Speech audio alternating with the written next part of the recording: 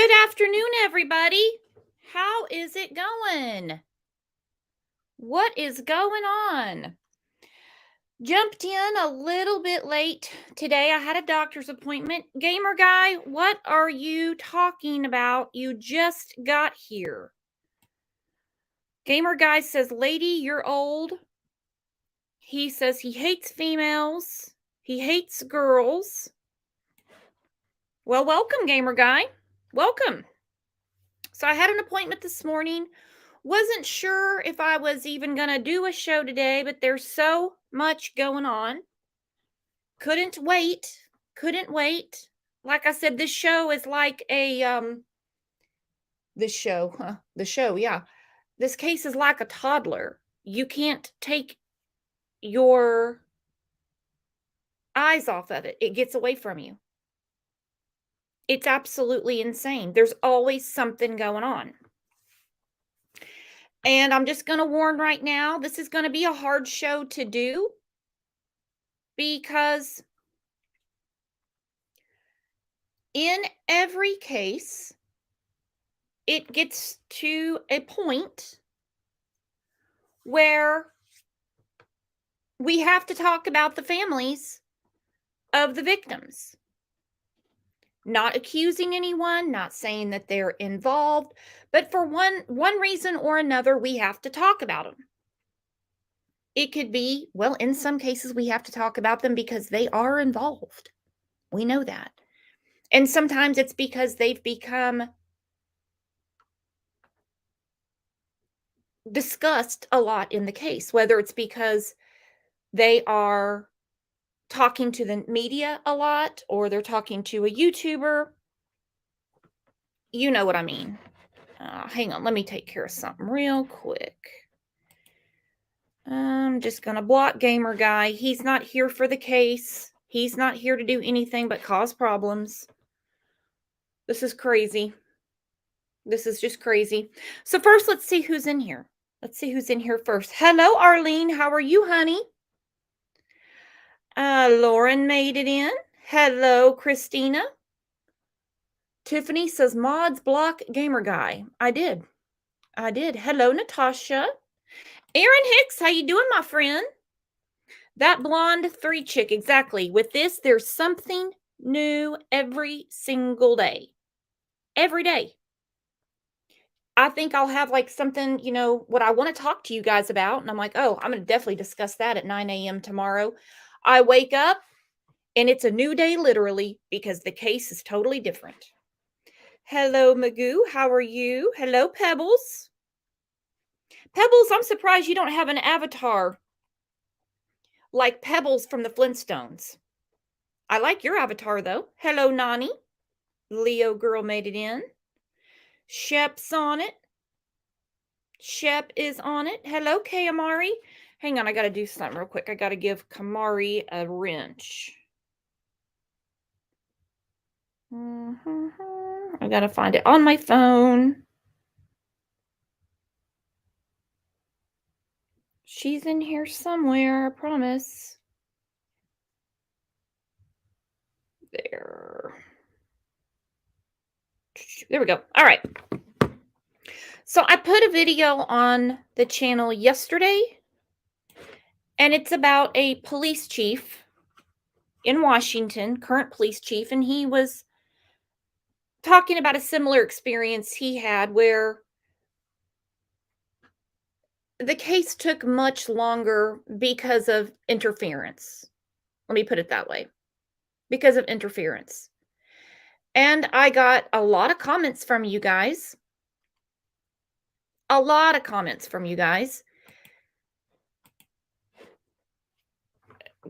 Saying, I do think Steve needs to back it up and let police do their job. Or people were saying, no, he needs to talk out more.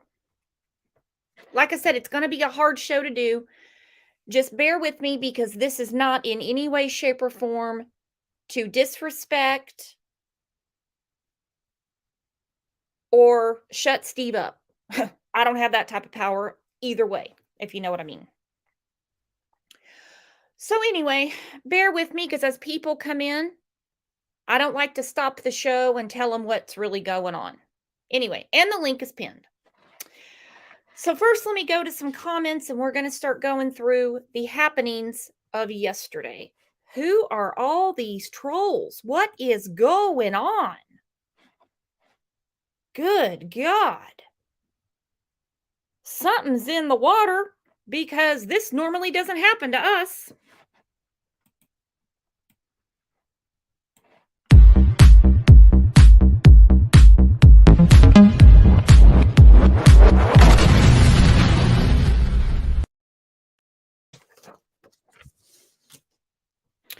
All right. Jeannie said, I think Stephen is doing everything he can to find his daughter's murderer and her friends. Not find her friends, but you know what I mean.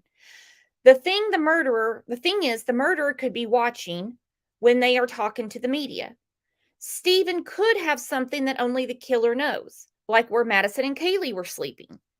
That was a big thing. When he said Madison and Kaylee were in the same bed, that was something that was not put out by law enforcement.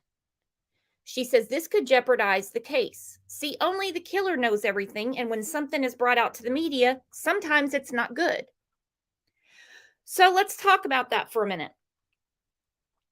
We are not in the need to know. Sucks to say that, but it's the truth.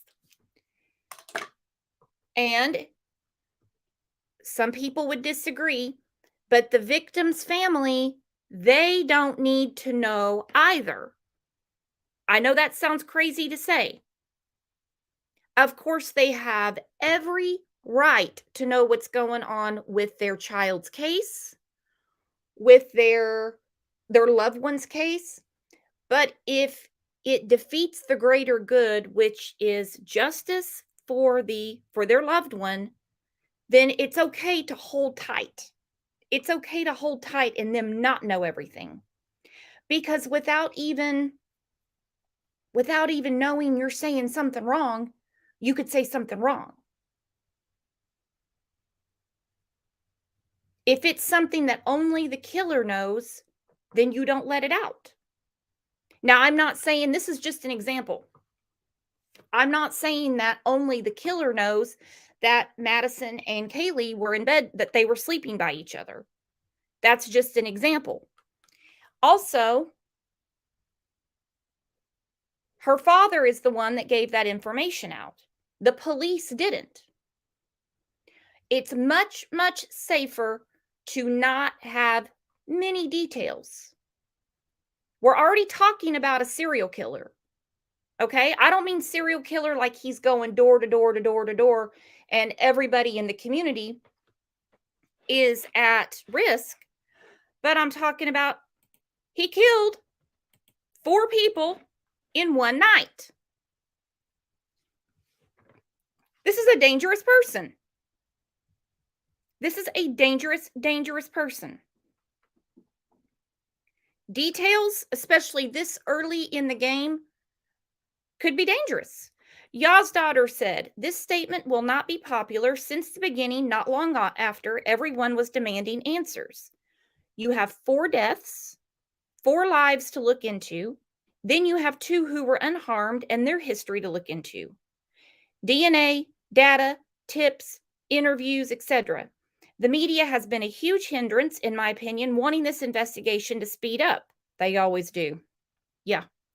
I would want answers as well, and I would be in the loop no matter what. We want to find whoever did this and for justice to be served. Loose lips sink ships. We should take a deep breath and let them investigate. Oh, I got you. And I'm 100% with you. 100%. And again, I would want to know everything that was going on. I would also, especially this early in the investigation, I would respect the police saying, we can't let that out. It needs to be noted that a lot of the things that came out over the weekend are Steve's opinion. They are Steve's opinion. I don't believe that he has all this inside information. I really don't.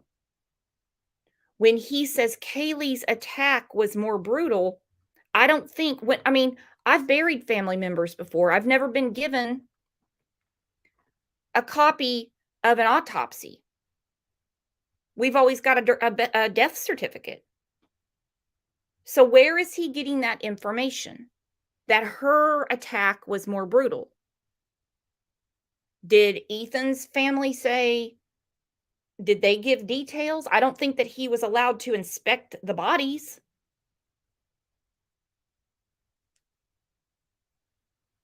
And some people might have access to that. I don't know. But why would he have access to Ethan's? Why would he have access to Xana's? I understand Maddie and Kaylee are very close. How do we know Ethan's isn't more brutal? How do we know Xana's isn't more brutal? That blonde chick says he's saying he didn't have to go up the stairs unless K or M were the target. That's the only reason why the killer would go up there. Also, why he mentions Kaylee's injuries being more brutal than Maddie's. All right, so then I had several comments yesterday saying, after yesterday's show, saying he's saying he didn't have to go up the stairs because Kaylee is the target. Then some of us interpreted it the opposite way. Like Cry for You said, Ethan and Xana are the target, which is why he didn't have to go up the stairs. And Kaylee's wounds are more brutal because she woke up. So what Cry for You is thinking is when Madison was attacked first, I guess is what I'm getting from this comment. And this is just speculation. We don't know who was killed first in the house. So Madison's attacked. Madison would have to wake up. There would be some sort of reflex. There would be some sort of reflex, some sort of movement in that bed that would wake Kaylee up. We know that Xana, according to her father, had defensive wounds.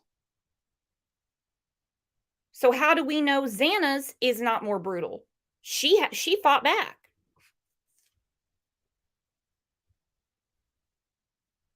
I don't know.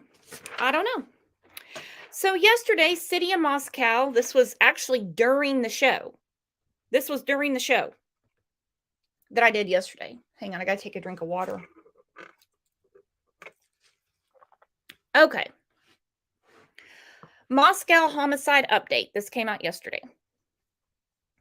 They said the Moscow Police Department is providing the following information to update the public on the known facts surrounding the 4 murders that occurred on November 13th in Moscow, Idaho. Updated information. There have been statements and speculation about this case, victim injuries, cause of death, evidence collection and processing, and investigative techniques. With the active criminal investigation, law enforcement has not released additional facts to the family or the public. We recognize the frustration this causes and that speculation proliferates in the absence of facts. However, we firmly believe speculation and unvetted information is a disservice to the victims, their families, and our community. The Moscow Police Department is committed to providing information whenever possible, but not at the expense of compromising the investigation and prosecution. Now, I'm going to go through that again. What they're saying is what came out over the weekend was not provided by them. I'm not calling anyone a liar. I'm not saying that Kaylee's dad made anything up. This is a devastating thing that has happened to these families, and it's out of the way things are supposed to happen in our lives. We're not supposed to bury our children. Our loved ones are not supposed to die from violence. So it's a double out of the norm type of thing.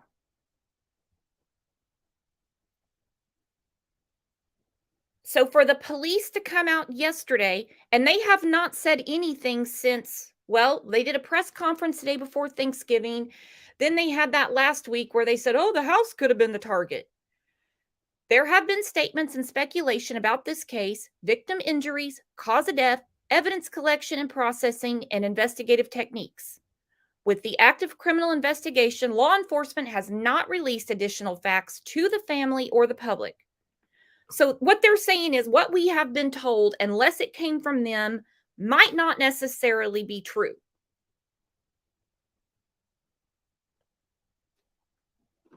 That's it in a nutshell. So, as far as Kaylee's injuries being worse, they're saying we did not release that information. We didn't release that information. They said detectives continue investigating what occurred from approximately 9 p.m. on November 12th to 1:45 a.m. on November 13th, when Ethan and Xana were believed to be at the Sigma Chi house on the University of Idaho campus. Then they give the address. Any interactions, contacts, direction, and method of travel, or anything abnormal could add context to what happened. They are really honed in on what Ethan and Xana were doing Saturday night. Big time. This has been going on for over a week. Now, what do you guys think about that? Because not this weekend, but the weekend before is when Aaron Snell spoke to Fox News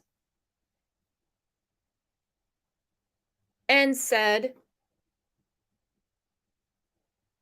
it's a big thing that they don't know what was going on during that time. That's what they are. I mean, they're investigating the whole thing, don't get me wrong. That's what they're honed in on right now. What the hell was going on Saturday night? What was going on Saturday night? That's the focus. It seems to me that everybody they have, I say, ruled out is associated with Kaylee and Madison. What they have not ruled out and what they're asking for information on is Ethan and Xana's whereabouts because they don't know. They need to know what was going on. They wouldn't be asking if it's not a big deal. They have plenty of work to do. They have plenty of work to do. They also say detectives continue processing and working through more than 2,645 emailed tips, 2,770 phone tips, and almost 1,100 digital media submissions. We believe someone has information that will add context to the picture investigators are creating of what occurred that evening. Our focus is the investigation, not the activities. Your information, whether you believe it is significant or not, might be one of the puzzle pieces that help solve these murders. Now, with that being said, they don't exactly have billboards up around town asking for help.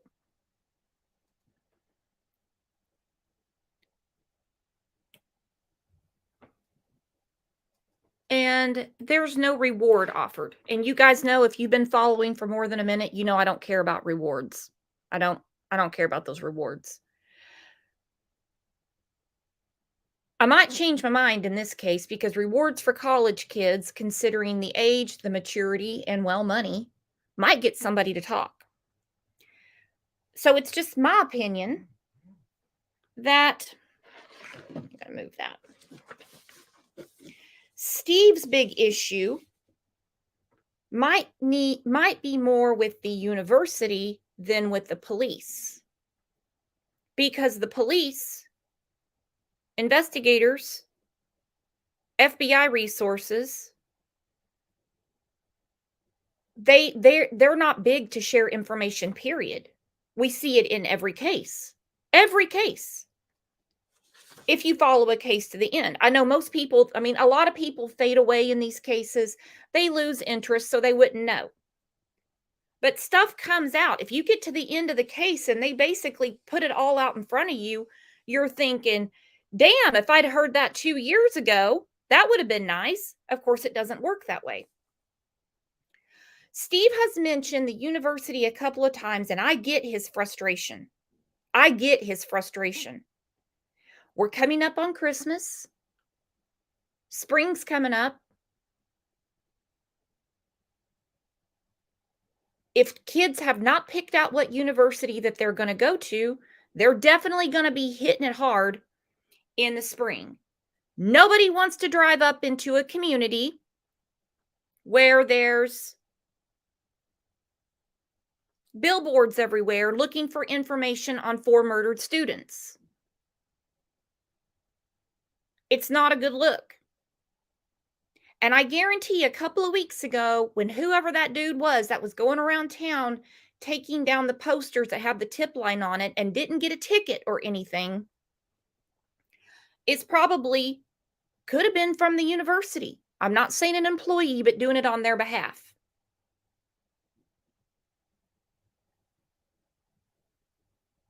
There's a lot of money allocated to that university for salary, books, to loan out for student loans. I mean, you name it. Just it's a huge business. Without students' asses in the seats, that money goes away. The university does not want this talked about. They don't want this talked about. And law enforcement, advocate for your daughter all you want, but we can't give out any information. We can't give out any information. You know, investigators are not in the business of telling the criminal what they're working on.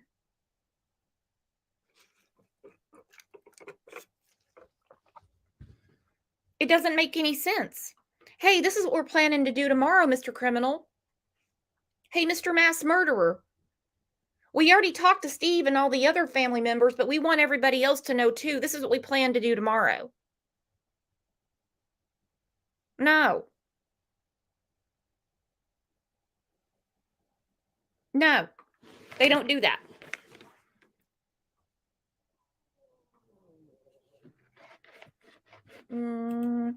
Queen of Hearts said, I would not send my child to school where Ellie was not swift and efficient bringing the hammer down on a sling. Yeah, for real. That's what I'm saying too. That's what I'm saying too. That's why I'm saying the bigger fight might be with Steve and the university. The university does not want billboards and everything on the highway as you're driving into the town saying they're still looking for the killer.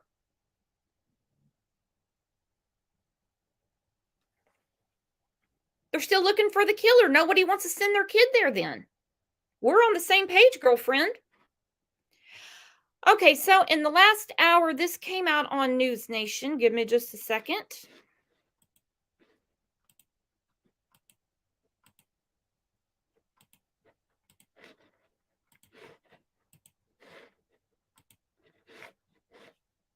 Well, I say that. So this is more about the 5 hours. Exploitation Nation said, well, Steve might just need to buy that billboard. Exactly. You're advocating for your daughter. You're keeping the case alive. And in doing that, like Stacey Jones did with Michaela, but you're not interfering with the investigation. You're not giving information. I would think it would be a great idea.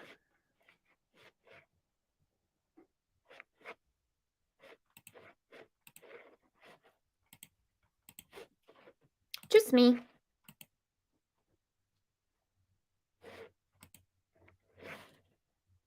Out to the mysterious murders of four college students in Idaho, police are now focusing their search for clues in a new area. This as police still have not identified who might have killed Ethan Chapin, Madison Mogen, Xana Kernodle, and Kaylee Gonsalves. But they are asking all in the community to be wary of speculation, saying they need time to properly investigate. Our Alex Capriello did ask police about this investigation and joins us with new details. Alex. Hey, good morning to you, Adrian. Yeah, it's been 3 weeks since those brutal murders occurred in this home right here behind me. And so a lot of speculation and a lot of scrutiny is going into the police and their investigative work. After all, they still have no suspects and no persons of interest, at least as far as they've told us. I asked the police some of these tough questions about what they're doing at this moment and didn't get much of a response back. However, along the way, I learned that that could all be part of a greater strategy. Following new revelations that Kaylee Gonsalves had more significant injuries than Maddie Mogen, her best friend asleep in the same bed, Moscow PD remains quiet in their ongoing investigation. But new information this morning. Moscow PD says it analyzed a reported incident from October and discounted claims that Kaylee had a stalker. The police have narrowed in on an approximate 1 mile by 1 mile perimeter, asking anyone with at-home surveillance videos from 3 a.m. to 6 a.m. on the night of the murders to come turn it in. And there's still a cloud of mystery surrounding a nearly 5-hour window from 9 p.m. to 1:45 a.m. when Ethan Chapin and Xana Kernodle were believed to be at the Sigma Chi fraternity house. I'm Alex. I'm a reporter with News Nation. I went to the fraternities and the sororities to find out what they remember. Just that night, were you here? Was there a party going on or anything? Because the police have this huge window where they're trying to figure out what happened. The chapter president says he's turned over all information to the police and to the FBI, saying there's nothing they know that the police don't. And keep in mind, there's around 65 different detectives and investigators among the FBI. Now, hang on. What did he say? There's nothing that he knows that the police don't know? I don't believe that. Hang on. I think I misheard that. I'm Alex. I'm a reporter with News Nation. I went to the fraternities and the sororities to find out what they remember. Just that night, were you here? Was there a party going on or anything? Because the police have this huge window where they're trying to figure out what happened. The chapter president says he's turned over all information to the police and to the FBI, saying there's nothing they know that the police don't. Oh, okay. And keep in mind, there's around 65 different detectives and investigators among the FBI, the Idaho State the Idaho State Police and the Moscow Police that are all looking into this case. And that doesn't even account for the uniformed patrol and the extra support staff. These are all resources that are going into trying to capture this killer. Adrian. All right, Alex, thank you. Thank you for. Okay, so they're really honed in on this 5 hours. They were talking to the chapter president. He said, there's not anything that we know that we haven't turned over to the police. How in over a week can there still be a big question mark as into what they were doing? Have they not gotten the information back from their cell phone carriers? They would have to know, unless they were honestly just in that area and they just don't know what they were up to. I don't get it. I don't get it. I don't think for 1 minute that the police there don't want to solve this. They have a ton of pressure on them from the university that's saying, we got to get this solved as soon as possible because, well, this university is our bread and butter in this community. We got to have asses in the seats. We don't have asses in the seats looking at professors and buying books and t-shirts and saying, go Vandals, when they think there's a serial killer on the loose. So the chapter president in that clip right there is just saying everything they know, they've turned over. Now, as far as Steve speaking out, again, I'm not disrespecting Steve. I'm not even disagreeing with Steve because I'd be heated too. My focus would be more on the university trying to quiet things down as opposed to the police. I get the police not telling families anything. Also, there's other families to consider. There's Madison's family, who I know that they're very close with. Kaylee and Madison grew up together. There's Xana's family. Xana's dad came out and said that she had defensive wounds. Sounds pretty damn brutal to me. Ethan's family, who's been very quiet since his burial, since his service, they haven't really had anything to say.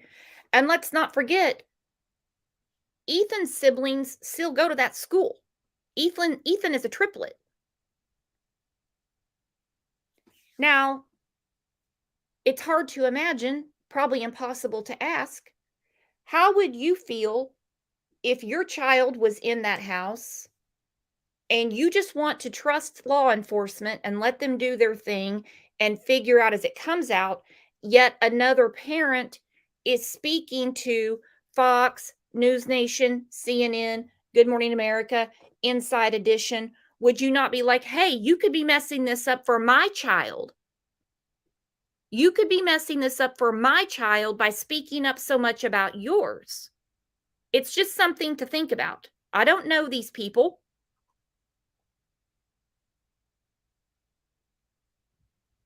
They may not be comfortable with this. They may not be comfortable with it.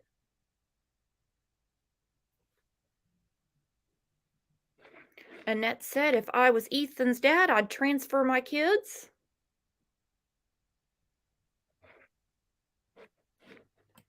Karma said, hate me if you want, people. I apologize, but it wouldn't be about anybody else but my own child at that point in time. I see what you're saying, but if by advocating in your mind for your own child, if you're hurting the investigation for the other three, you would also be hurting it for your own child.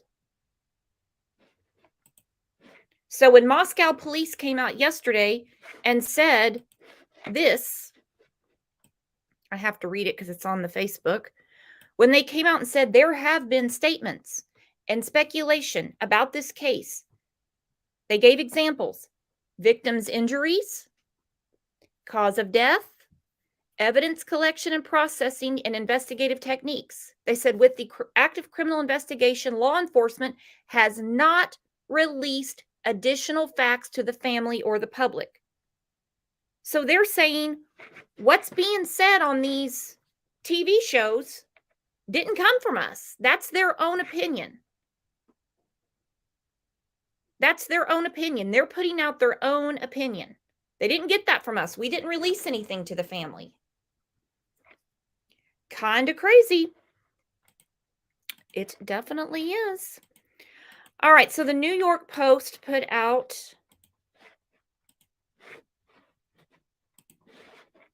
an article today, a couple hours ago. This is from Madison's stepdad. I did not know Madison was raised by her stepdad. Her father spoke out the other day after the vigil and put some pictures up. Oh, Kirstie Alley died yesterday. I didn't even know she was sick. Slain Idaho student Madison Mogen's stepdad speaks out and says, we're angry. Damn right, I'd be angry too. The devastated stepfather of Madison Mogen, one of the 4 slain University of Idaho students, described her death as the hardest thing in the world, as he shared his frustration over the lack of progress in the case. It's still hard to believe sometimes. We get up in the morning and it's like, nah, this isn't happening. Then it kicks in, Scott Laramie told Fox News Digital. The 21-year-old student, known as Maddie, her close friend Kaylee, Xana, and Xana's boyfriend Ethan were, it says butchered, they were butchered, in their off-campus home in Moscow on November 13th. Authorities have not yet named a suspect or found the knife used in the massacre that has left the community reeling. Does anybody think that knife would have really just been thrown in the trash or dropped in the woods or buried? To me, it seems like a killer like this already owned the knife and is going to hang on to that knife.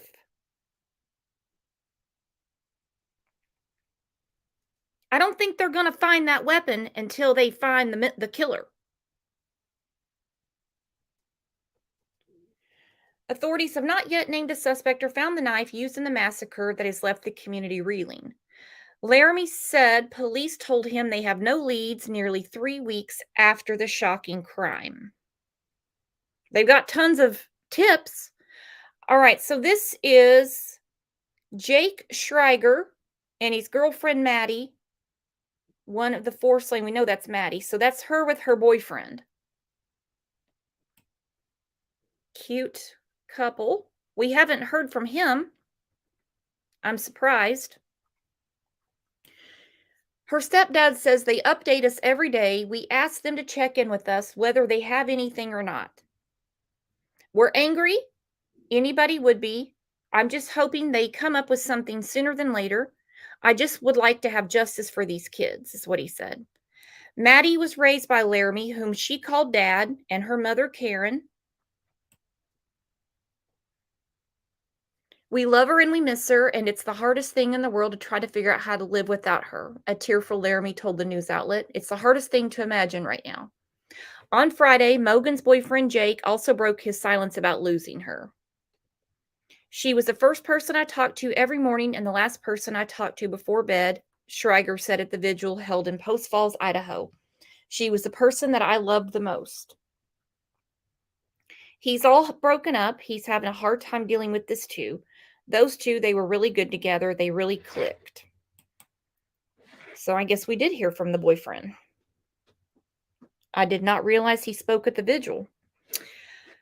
So we have that, and then we have some people that have spoke out overnight about when too much information comes out, how it can hinder an investigation. It can hinder it.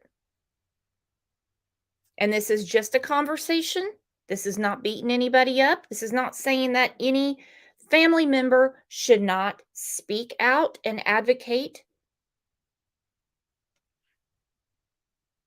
for a crime victim and their family, particularly their own child.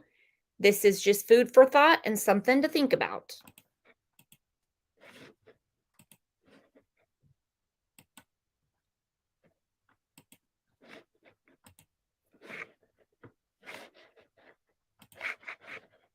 No arrest in the murder of 4 friends, University of Idaho students who were brutally stabbed to death in their off-campus home. The parents of one of the girls killed have become increasingly outspoken on the case, now saying there is a, quote, conflicting means of death between their daughter and her friend. Joining us now for more is former FBI agent and former Navy SEAL Jonathan Gilliam. Jonathan, welcome back to Wake Up America. So let's start with that. What conflicting means of death mean? Autopsy results are already out. The father of one of those students says the points of damage don't match. What does he mean by this, you think? Well, to tell you the truth, I don't know what this guy means. I'm going to take a little bit of a turn on this because this individual, Steven Gonzalez, I always butcher his last name. He's doing an interview. It seems like every 4 to 8 hours. And many of these different news agencies are putting what he has to say all over the airwaves. And they're not looking at the totality of the things that this guy says. He himself, not law enforcement, he says conflicting things constantly. And he says things that are very odd over and over again. I've worked a lot of different cases. I spoke to a lot of different law enforcement. In fact, one police officer who was a mayor of a town in Springfield and a 20-year police officer reached out to me yesterday and said he's never seen anyone that seemed like they have committed a homicide more than Mr. Gonzalez. Now that's something when we're looking at his statements that he is consistently making to the media, and the media is overlooking the fact that he is saying things. And I have some of the things that he says right here.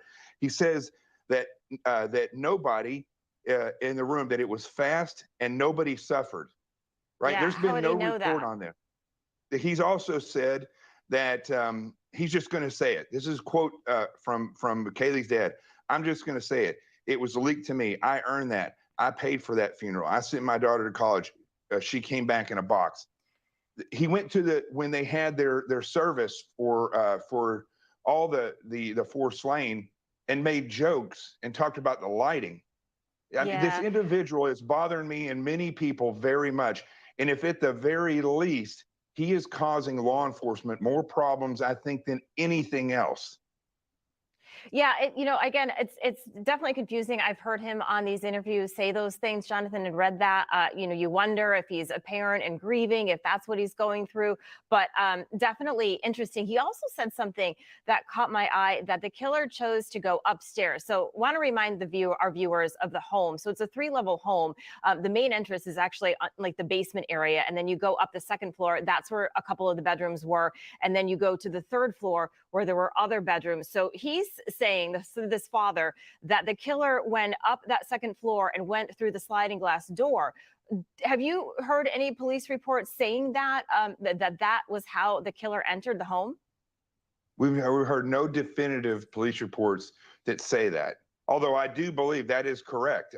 I think when you look at the two individuals, the two females that were in the first floor, and that first floor opens up into a common living room type space. I guess there's bedrooms there, and those go upstairs. It's almost like a second apartment. Yeah. And the second floor has its own main area, and then there's the third floor. And this Mr. Gonzalez, he continues to push out there details about this crime that nobody really knows about. We do know that people were killed on the second and the third floor. I personally have never heard any reports where they were saying that that there was different types of attacks and ferocity amongst the different victims. The only person that said that is this same individual. And the way that he talks about how his daughter and the other girl that was with her were sleeping in the same bed. That information was not released until he said it. Right. Yeah, so I wonder if the police will come out, Jonathan, and kind of clear up some of these things, because of course, people want answers, right? Kids are back on campus. A winter break's going to start soon. They still don't have a suspect. We talked about the DNA with you. We have about 30 seconds left because there were so many people in that home. When do they get all of the DNA back, and what do you think it could tell them, especially if the suspect's not in the system? What's going to be a tremendous help on the DNA is when they find DNA that's mixed. There's so many people in that house that there's going to be DNA spread all over the place. It's what DNA is mixed in with the blood on the bed, in and around where the 4 victims were at. Because this, again, I've said this from the very beginning with you on this network, that these were violent attacks. It was most likely a male physically fit enough to stand over 4 people and potentially have to fight these 4 people. But in any case, as he is stabbing, he's also losing skin cells, hair, and those types of things can be used for DNA that would be mixed in. Yeah, and a lot of people say he may have cut himself in that process. All right, Jonathan Gilliam, thank you so much. We appreciate it.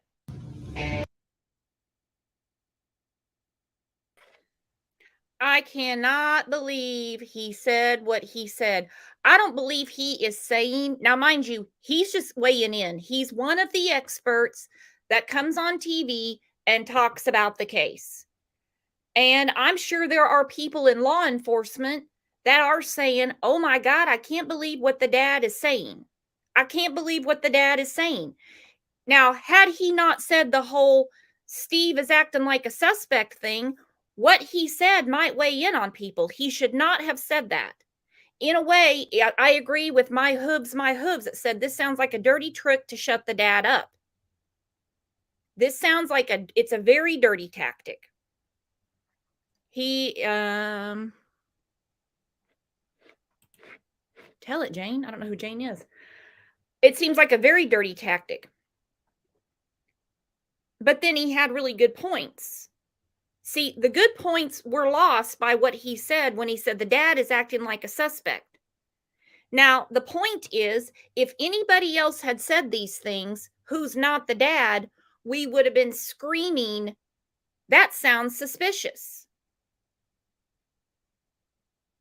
He also said the dad saying they were in the same bed together, that was released by him, not law enforcement. That could have very well been something that they did not want out. So he lost his whole point by soapboxing it and making it sound like Steve would be a suspect. Steve's not a suspect. Steve has kind of lost the boundary between advocating for his daughter and possibly letting out information that the public does not need to know. And in the background are 3 other families that might be like, hey, our lives are hanging in the balance here too.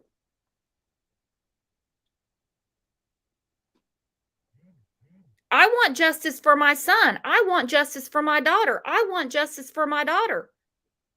You know, you can't go on show after show after show after show, because now the police won't talk to us. The police were telling us every day something was going on, and now they won't. There's a lot more going on here.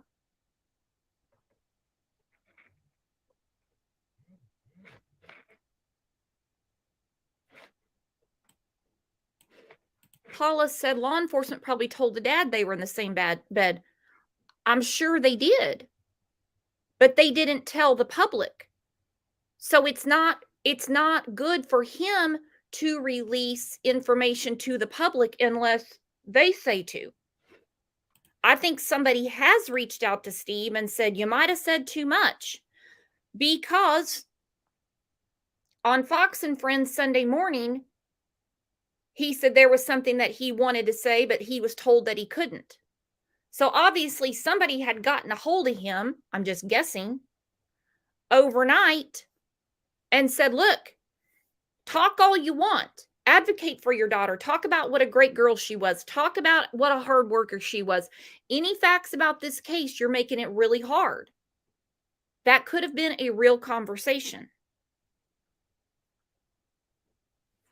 Because next is going to be an absolute 100%, they're not going to release any information. Could you imagine how pissed you would be if you were Ethan's mom and you called for an update and they said, from here on out, we are not giving any details about this case. None. Could you imagine being Xana's dad and you call and you're like, hey, I haven't had an update in a couple of days. And they say, no, we are not giving any information out at all. No way. Because we don't want it on Fox and Friends, or we don't want it going to Fox News Digital. We don't want it on CNN. We don't want it talked about with Chris Cuomo on News Nation. It's just something to think about. It is something to think about for sure. I think that guy went way too far. You want to light a fire? Well, you got it done, because I have a feeling that pissed him off.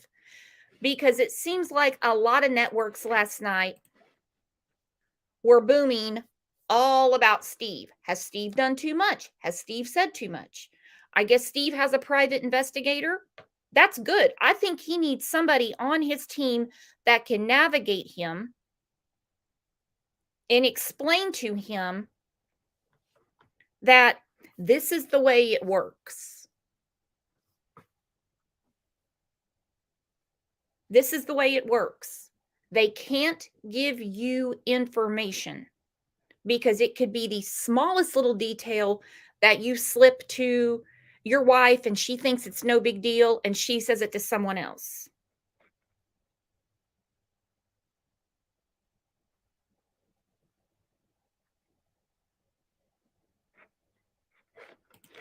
Isabel said if the killer went to Kaylee and Maddie's room kill then first, and Ethan hears something. You have to rephrase that. I don't understand what you're trying to say. It's just my opinion. Whoever got killed first is either the target or the one that got in the way. I do think with Kaylee and Madison in the same bed, somebody would have had to have woken up. So I look at the comment that was left by, hang on. I have to grab my sheet again. By Cry For You, that says, Cry For You believes that Ethan and Xana are the target. And we have, they're trying to sum up the evening, what were, Ethan and Xana doing? What was going on? Makes sense to me that they would be the target, maybe. Ethan and Xana are the target, which is why he didn't have to go up the stairs. Kaylee's wounds are more brutal because she woke up while Madison was being killed. Even if it's this quick, fatal one wound to the neck that people keep visualizing, there would be some sort of reflex. Kaylee would know there's something going on in her bed. She would know. All right, so also came out last night, this is a police chief in Washington who's basically given a similar circumstance of a case that he was on where there was a problem that had to do with too much information coming out. Gary Jenkins. He is the former police chief in Pullman, Washington. Now, both Pullman and WSU's campus, less than 15 minutes from Moscow. Chief, we thank you so much for giving us some of your time. We're hearing from Kaylee's family. They've been very outspoken recently. They are obviously frustrated, very upset by this, understandably. But is the information that they are sharing potentially complicating this investigation? The more details that leak out, the more that can negatively impact an investigation and potentially a prosecution. The more that a suspect knows what the police know, and they're more likely to destroy potential evidence that they might possess, might make suspect interviews more difficult for the police, and it can also impact witness statements. Well, you are a police chief here. Do you think investigators will ask them to stop talking to reporters? I suspect that they've already done that. I feel for the families. I can't imagine what they're going through, and I know it must be very frustrating, but Moscow PD wants to solve this case. They don't want to compromise the investigation. They don't want to compromise the prosecution. So it really is helpful not to release any kind of details of the case. Yeah, and we know ultimately the goal here is to bring those families justice, to find the killer here. Chief, how hard is it for police to establish a timeline? Because we know some students left for break and then just have not come back. It does complicate investigation. When I was at Pullman PD, we had a significant case involving college students that occurred right around the same time of year, just prior to Thanksgiving and the Christmas break. And it really slowed our investigation and lengthened the time it took us to complete a thorough investigation. So it does impact the investigation. And Chief, we know the sense of unease certainly stretches further than Moscow. We mentioned that you are in Washington State. You were about 15 minutes outside of Moscow there. Are you seeing fewer students on your campus? I do know of some individual requests for remote learning between students and their professors. But I think by and large, most of our students are back on campus. All right, and the last question for you, Chief.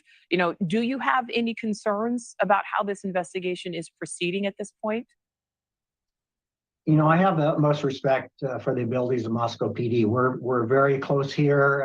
Our communities are very close. They've called in the appropriate resources, Idaho State Police and the FBI, for assistance.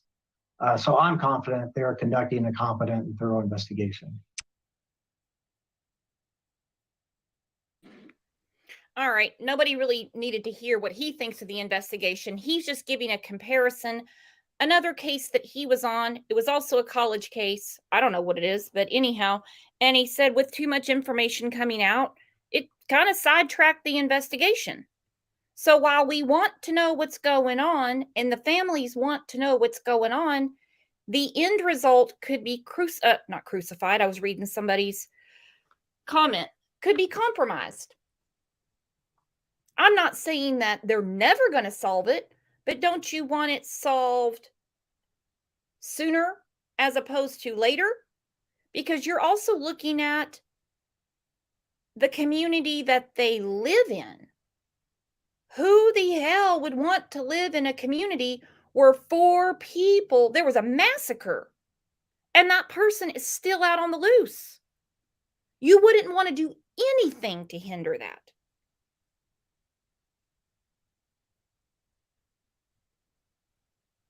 And you don't want just somebody picked up and put in jail. You want the right person because you're talking about a psychopath.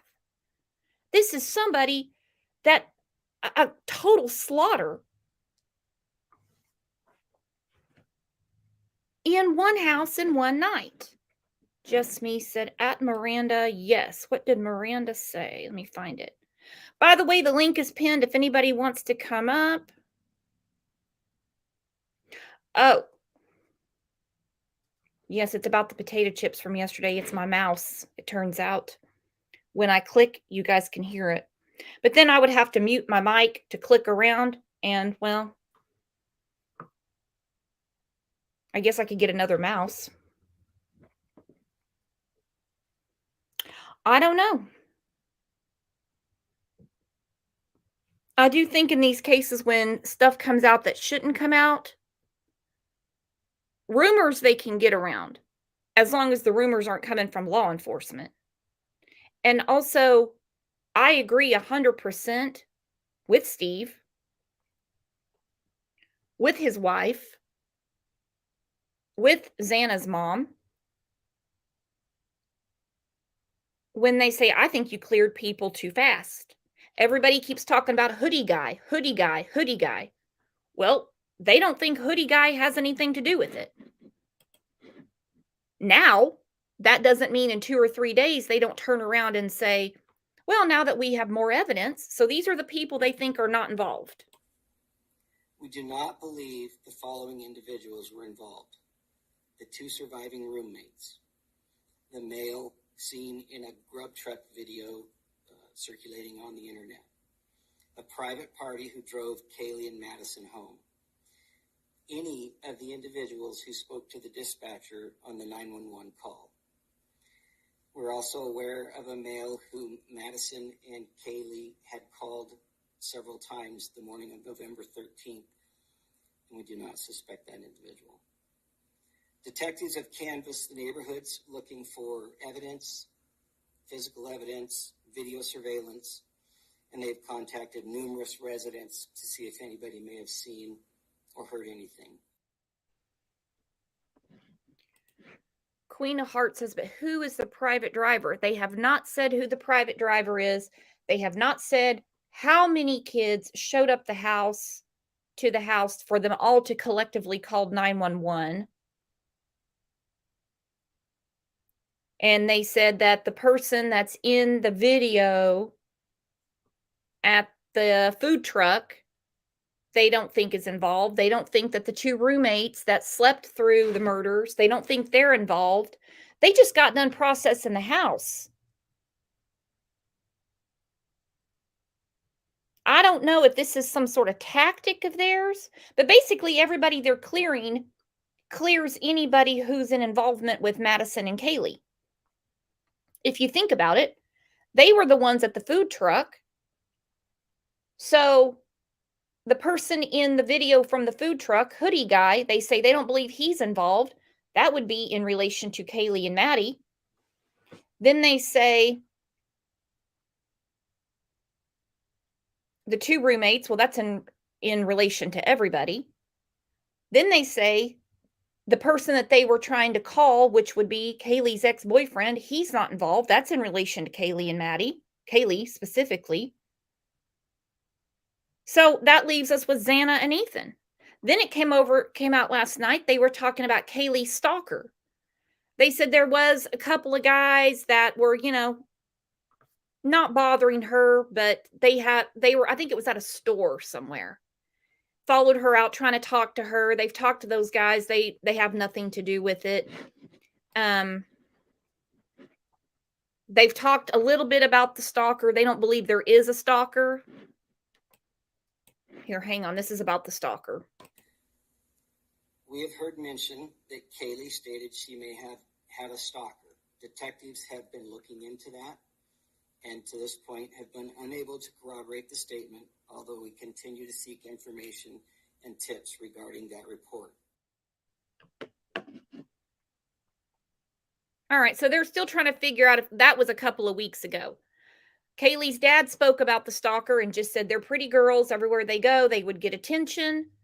And so they haven't found a stalker yet. Let me just put it that way. So the stalker wasn't doing a lot of stalking because they haven't found a stalker yet. Social Butterfly said sleeping is an airtight alibi. Hell no. That's what I said on the show about 500 times yesterday, and I've said it up until I'm saying it again today. Because you say you were asleep, that's not an alibi. Now, you have somebody else in bed with you and you fell asleep watching a movie, maybe. But someone just saying, I was asleep, I didn't hear anything, I don't know what's going on, that's not an alibi. No, no, no. So I agree 100% with Xana's mom, Kaylee's dad, Kaylee's mom, that we're checking people off too fast.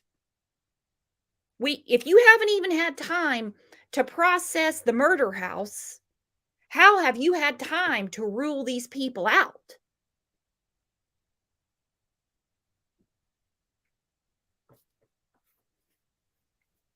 How?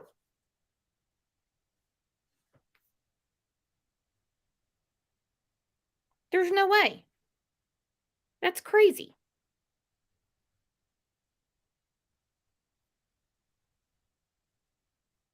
That doesn't make any sense. This right here, y'all's daughter, but it's between 3 and 4 a.m. Most would be asleep at the time. Oh, for sure. I don't doubt anybody was asleep. I don't doubt that when Kaylee and Madison were calling Jack D that he was asleep. I don't doubt that.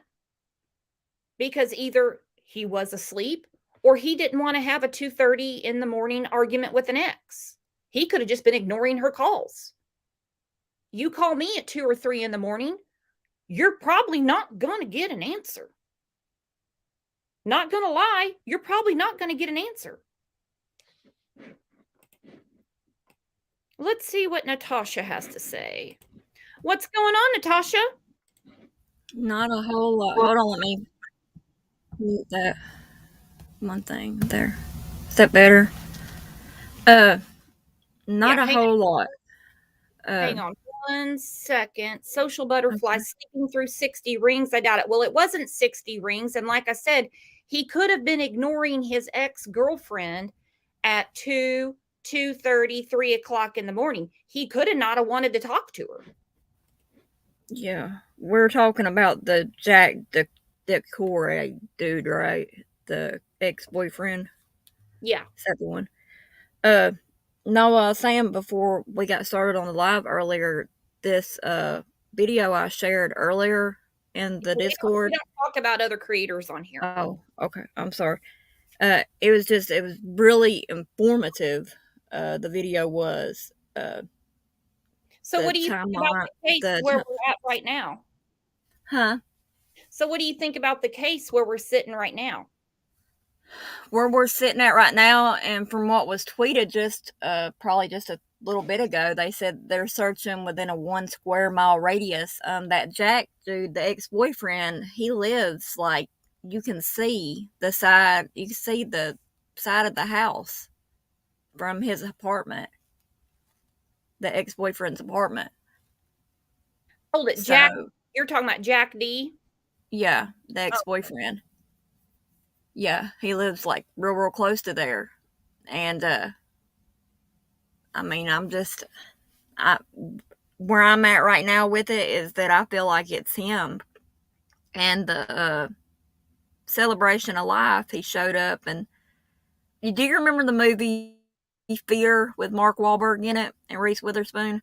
Oh yeah, that's a great movie. Okay, well, do you remember how he kind of intimidates the dad by hugging on the daughter and even the wife? Well, but his family loves Jack D, and I think you're talking about Jack S. That's the one that lives by the house. Okay. Well, it was hugged the mom at the celebration of life.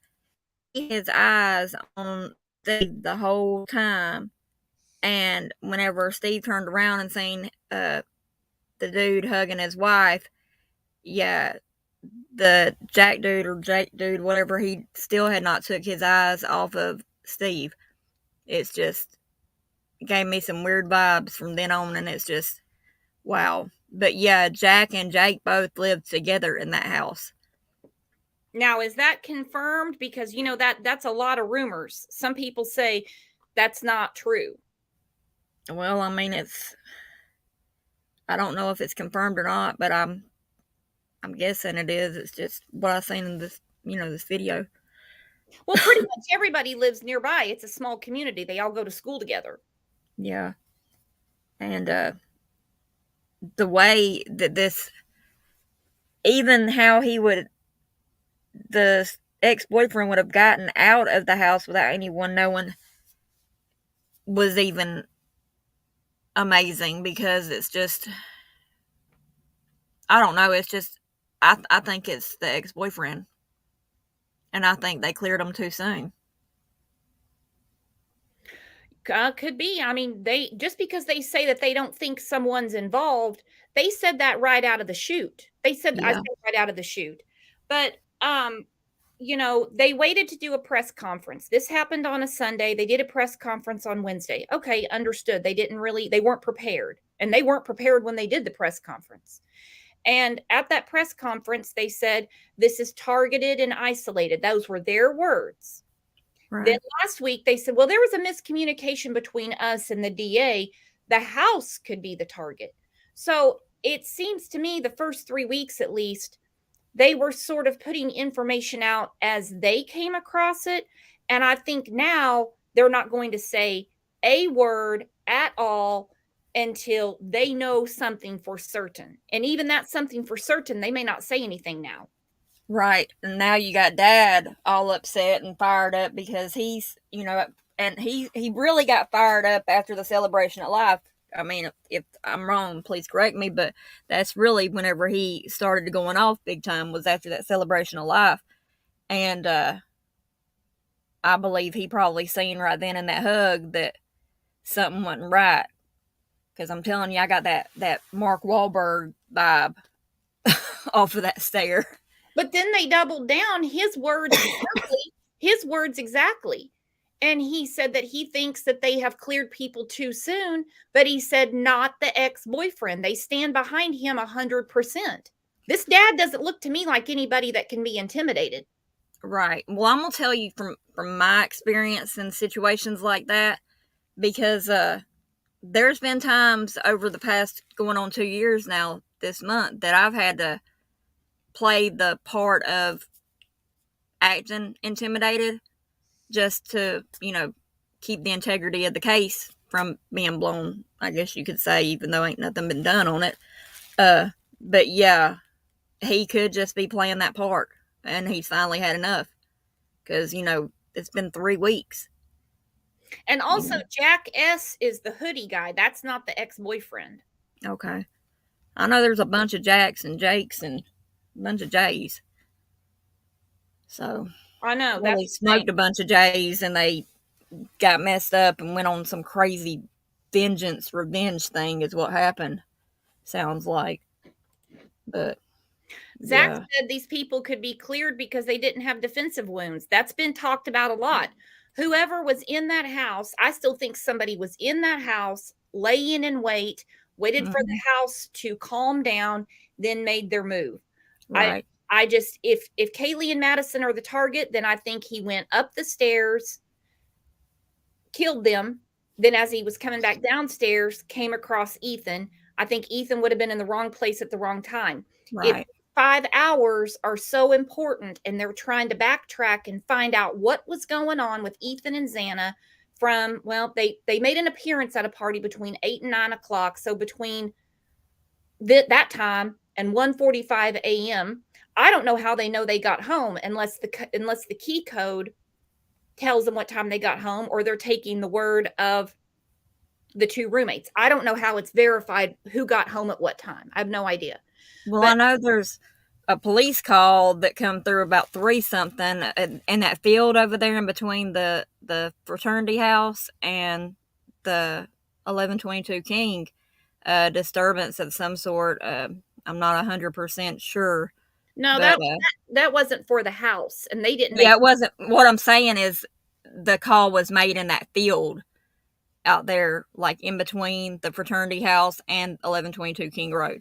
That's where I'm talking about. It wasn't made from that house, but it was made like a disturbance call or something. So here's my theory on that. Maybe a call was placed about 3 something for a disturbance to keep law enforcement occupied while the killing was going on, possibly. Because, I mean, surely there had to be somebody else involved, like a lookout or something. Had to be. I've thought about that too, but one person can keep their mouth shut because it's their ass. 2 people, it's kind of tough. Right. So it's a college town. There's lots of drinking and disorderly conduct going on.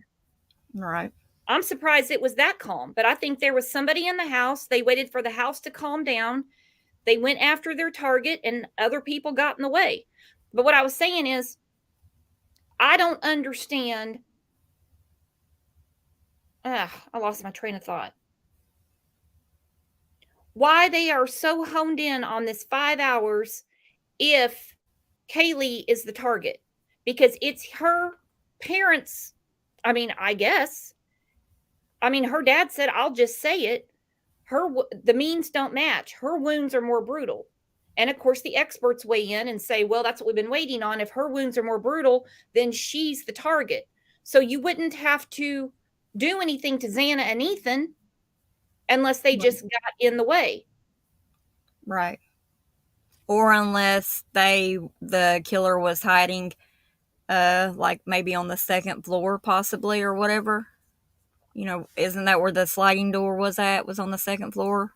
They're saying I'm still thinking that the killer come in through the window that the screen was off of, to be honest, because underneath there is where that blood was at, underneath that window.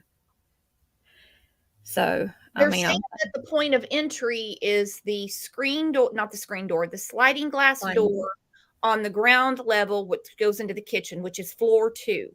That's where Xana and Ethan, that's the floor they were sleeping on. Then the dad says he didn't have to go up the stairs. Well, he did. He went up the stairs. Kaylee and Madison are sleeping in the same room, and he killed them both. And I said yesterday on the show, and a lot of people reached out to me. I said, I want to know more about the interior locks, because everybody has a lock to their room. Mm-hmm. And it said that they have keypad locks where you have your own code to get in your room. That's how my son had it when he was in college. Right. And so did the killer know everybody's key code, or did he knock on the door and the door opened and people let him in? It's been argued about the ground floor, the first floor. I guess you could call it the basement level. It's not a basement, but you know what I mean, where the 2 surviving roommates are. And they said, well, he didn't get to them because their doors were locked. Well, if you have that type of lock, it's the key code. Everybody's door was locked. Right. 2 people opened their doors. We know that for sure. Did they have the damn door propped open? Somebody had just put in chat that he was hiding in the spare bedroom. That spare bedroom, I remember on one of the videos I watched showing the layout of the property and stuff like that. The window that the screen was off was the empty bedroom. So, I mean, it very well could have been where he was hiding at. So, and then he just, and took off. And it's been said from the beginning that getting into the house would not have been any major feat, because when you have a sliding glass door there, you can take those off the tracks. I mean, they're easy to get into. And they said most everybody knew the key code to get into the front door. I had someone reach out to me yesterday and say they were just in college a few years ago. All the interior doors were locked. Like, you go in your room, your door automatically locks. But they said the front and back door were always unlocked. I didn't understand that, but it kind of made sense. Now, as far as the dog, police did talk about Murphy yesterday. They said there have been numerous requests about the dog found at the residence on the morning of November 13th. Arriving officers entered the residence and found the deceased victims. During the search of the home, a dog was found in a room where the crimes had not been committed. Officers did not find any evidence on the dog, and there was no indication the animal had entered the crime scene. The dog was taken to animal services and released to a responsible person. So what they're saying is The dog was nowhere around the crime scene and didn't run through any blood or anything like that. It said that he was released to the ex-boyfriend. I found out. Yeah. There's a video. Yeah, he's released to the ex-boyfriend. Yeah. So, which I mean, and if you look at that theory of being the ex-boyfriend, now he don't have to worry about, Kaylee running off to Texas. He don't have to worry about him not being the first in her life. He don't have to worry about, sharing the dog. He don't have to worry about, her having the new vehicle. He's the main spotlight, even in her family's eyes right now, until they find out if it is him or not, in my opinion only. But just saying, it all adds up. Well, one of the texts that she sent to her ex-boyfriend that, right before this happened, is she said, "We share a dog together." I didn't know if that was her trying to get his attention, like, you better answer me. It could be about the dog, or, we're supposed to meet on Sunday. Like, I don't even know why she brought the puppy dog with her. She was planning on going out that night. Why not leave it home with your parents or wherever she was staying? Just leave the puppy at home. And I thought, well, maybe she was meeting Jack on Sunday so he could see the dog as well. And then her parents had spoken out saying they were getting back together. At some point, they were going to get married, her mom said. Yeah. And I mean, like I said, the movie Fear, he gives that vibe off, complete vibe, in the celebration of life there at the end, whenever the dad gets done talking. It's just, and why was he even there if he was an ex-boyfriend? I mean, I can understand, him being there or whatever, but still, up close and personal like that, for real, I mean. That was the parents. The parents had him up there. They're the ones that have been advocating for him big time, and her sister. But thing is, the sister really confused me, because when she was on Inside Edition, I might still have the clip. Let me find it. And she said they were calling. She didn't say this is her ex-boyfriend or anything. She said they were calling a Jack. Let me see if I can find it. Hang on. I think I watched that. I've watched so many videos, Brooks, in the past 12 hours. I'm like literally exhausted right now. And I did my treatment yesterday too. So I'm just like drained. Hang on, but it's consumed me. This whole case has consumed me. We've been covering it since, the first week. Yeah. I don't know how many shows we've done. Hang on, it's processing. I just loaded it in, because this is what her sister said. Listen.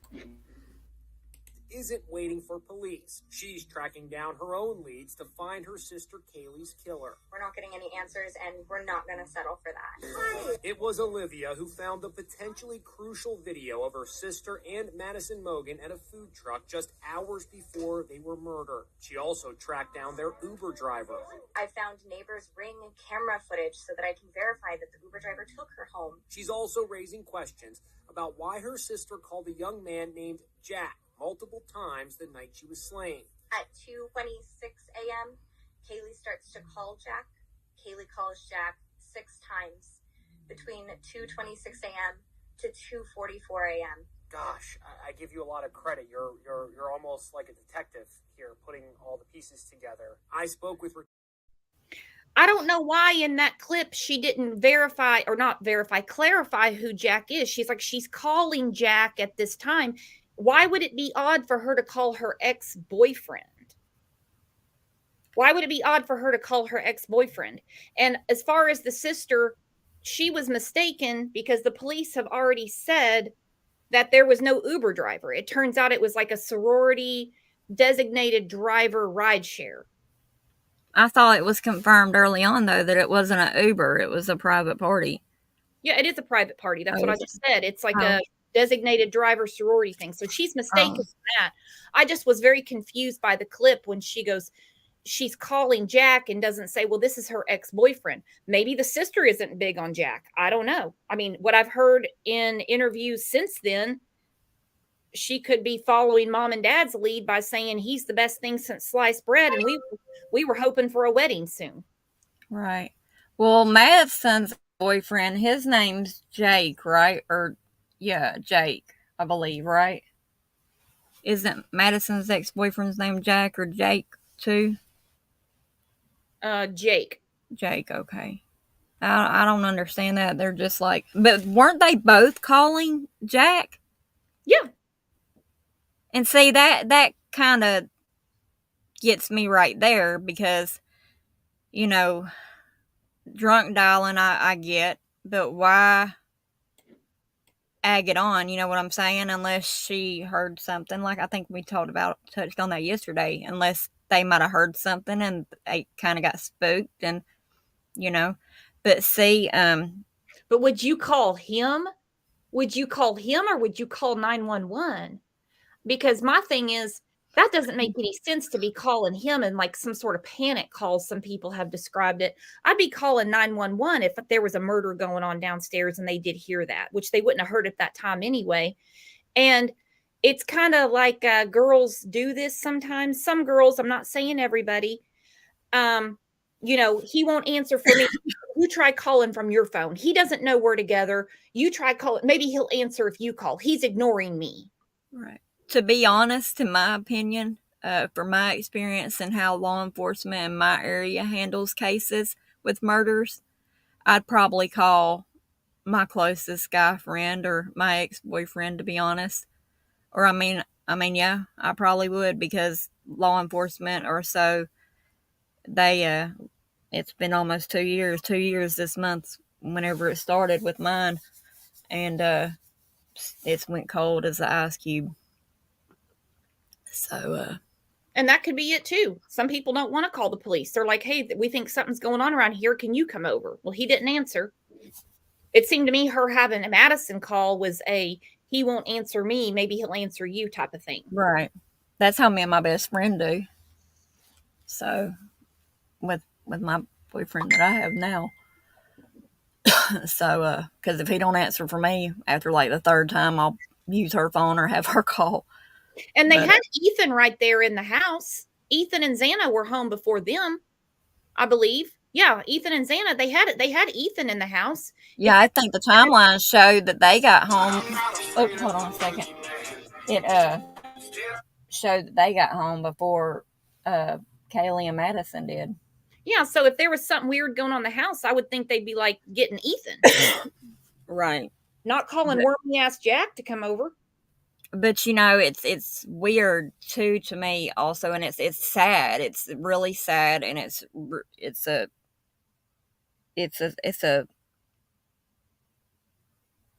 tragedy. It's just, it leaves me speechless when I think about it, because hearing that Madison was possibly, uh, you know, her neck or whatever. I don't even want to say the D word. I don't, because it just,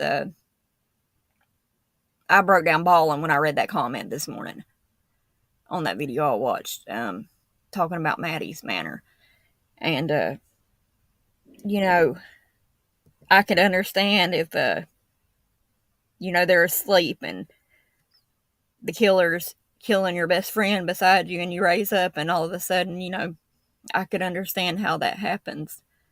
But it's just, it's a tragic mess. It's a tragic mess is all this is, and they need to get whoever done this off the streets. They do. I think right now they're trying to figure out, well, obviously, as according to them, they got to figure out, not that they're not working on 50 things at one time, just Right. with this case, they got to figure out who the target is. Right. Well, if they're narrowing it down to a 1 square mile radius, then I mean that puts that house, the ex-boyfriend's house, right there in it, because I believe that would be in a 1 square mile radius.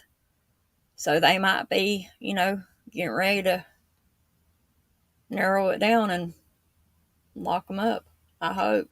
And it's so weird to me that since last weekend, I don't mean the weekend we just had, 9 days, they're still asking about this 5 hours. You've got a town full of kids. You've got a fraternity house. The chapter president, I don't know if you saw that clip, he said, everything that we know, we've told the police. So they Yeah. don't know where they were. And it was family week also, wasn't it? I don't know about that. Or was it the week after this happened? So, I mean, I think it might have been the week after it happened. It was family week, but still, there's ring cameras. There's There's cell phone footage. There's this is 2022, almost 2023. The age of technology is so. Exactly. So where were they for 5 hours? Would they have their phone on airplane mode? Where were they for 5 hours? What was going on for 5 hours? It was probably in the Mile High Club, and their phones was, like you said, on airplane mode somewhere. But Because they really want to know about this time gap that's missing. I mean, I'm sure they did DNA on both of them, Ethan and Xana. So I mean, I'm sure it'll show if there's like their DNA on each other. I mean, I'm not going to say it out loud, but I'm sure you know where I'm going with that. I mean, that might be where they were at for 5 hours. They are teenagers, young adults. They are dating. It goes without saying. I'm sure they were sexually active with each other. Where were they for 5 hours? You know, they're trying to figure out. That might have been what that disturbance call was about, Brooks. Hey, Jeannie, what's going on? Hi, how are you? Pretty good, hon. What's going on?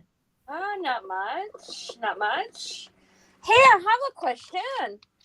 What? How can they say that they ruled people out at the very beginning when there was no DNA brought back? Like the testing for the DNA was not finished. That's what I'm saying. So how can they rule out anybody? Easy. They get people off their back and say at this time we don't think they have anything to do with it. And like I said yesterday, they can remedy that real fast. And in a week or so say, well, now that we have new evidence, we throw them back in the pot. Yeah, so they're not really ruled out. They're not really ruled out. Exactly. Because I mean, it makes no sense. At the very beginning, all these suspects were brought in, and all of a sudden they're ruled out, but no DNA was done at that time, or nah. Yeah. No, they've done it in other cases before. Oh, they're fully cooperative. We don't think that they have anything to do with it. And then they're like, well, in light of new evidence, and that's it. And everybody forgets that they were ruled out. They don't even think anything of it. Yeah, exactly. I agree. And then the case does not get, the case just doesn't get solved when they do that. That's not what I'm saying. That's not what I'm saying at all. Because they've never used the word cleared off and they can even say that. But they can easily say, you know, get off these people's asses, get off their social media, quit calling them. You know, that could be part of it too. Yeah. And they're just saying, we don't think they're of any interest. We don't think they're of any interest to this case. That's all they're saying. But they can easily turn around next week and say, well, in light of new evidence, we have a person of interest. Yes, we know we said earlier before they were of no interest, but now that we have all this back, because they just got done with the house. Exactly. And they were bringing bags out the other day. Probably more evidence. Mm-hmm. Yeah. Bags of evidence was taken out just a couple days ago. Yeah. I mean, I'm here to tell you. I'm sorry. Go ahead.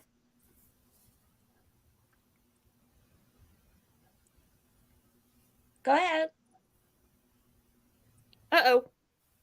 Huh?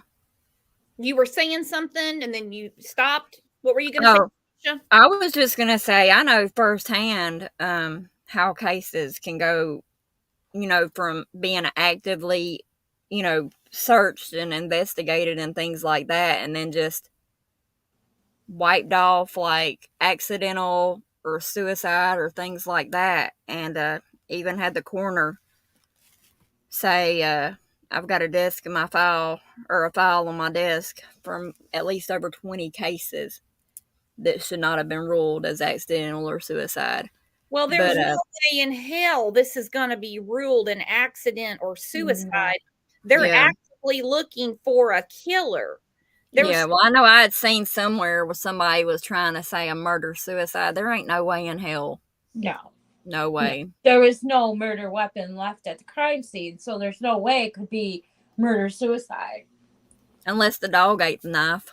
Yeah. I'm And just then wondering, with the No. dog. So the dog the either had a dog did bed it.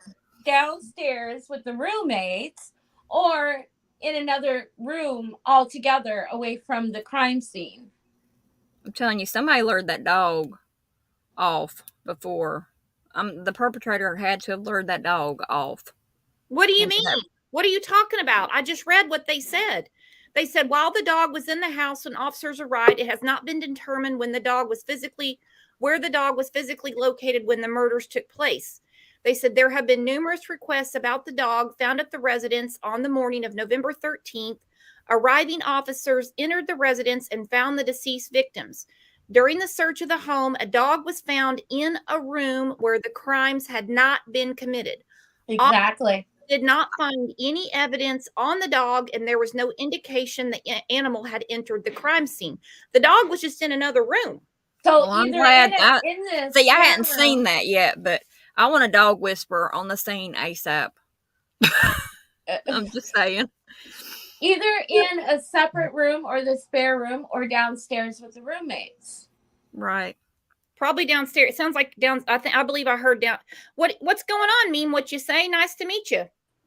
Hi, you guys. I was just in chat and I was just like looking at some of the things you guys were talking about, and there's two Jacks. So Jack the X and then Jack Showalter. So I think they were calling the X, and I think Jack Showalter is the guy from the food truck. So there's two Jacks, and so she was talking about the other Jack. She didn't know who he was. Yeah, the Jack that they were calling was the X. Kaylee's. Yeah. Yeah, so that's where I got confused with her sister's comment. Like, no, that was me, because what I said was it confused me why her sister, when talking to Inside Edition, she sounded puzzled about calling Jack and why she didn't clarify to the reporter that Jack is an ex-boyfriend.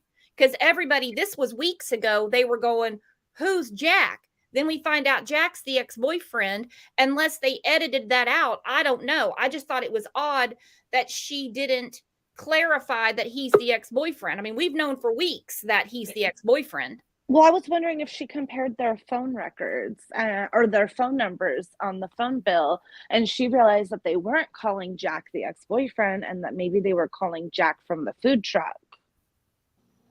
From what has come out since then is that it's the ex-boyfriend, because Jack S is the food truck guy. Then we have Joe. He's the guy that talked to the Daily Mail. Jack D is Kaylee's ex-boyfriend.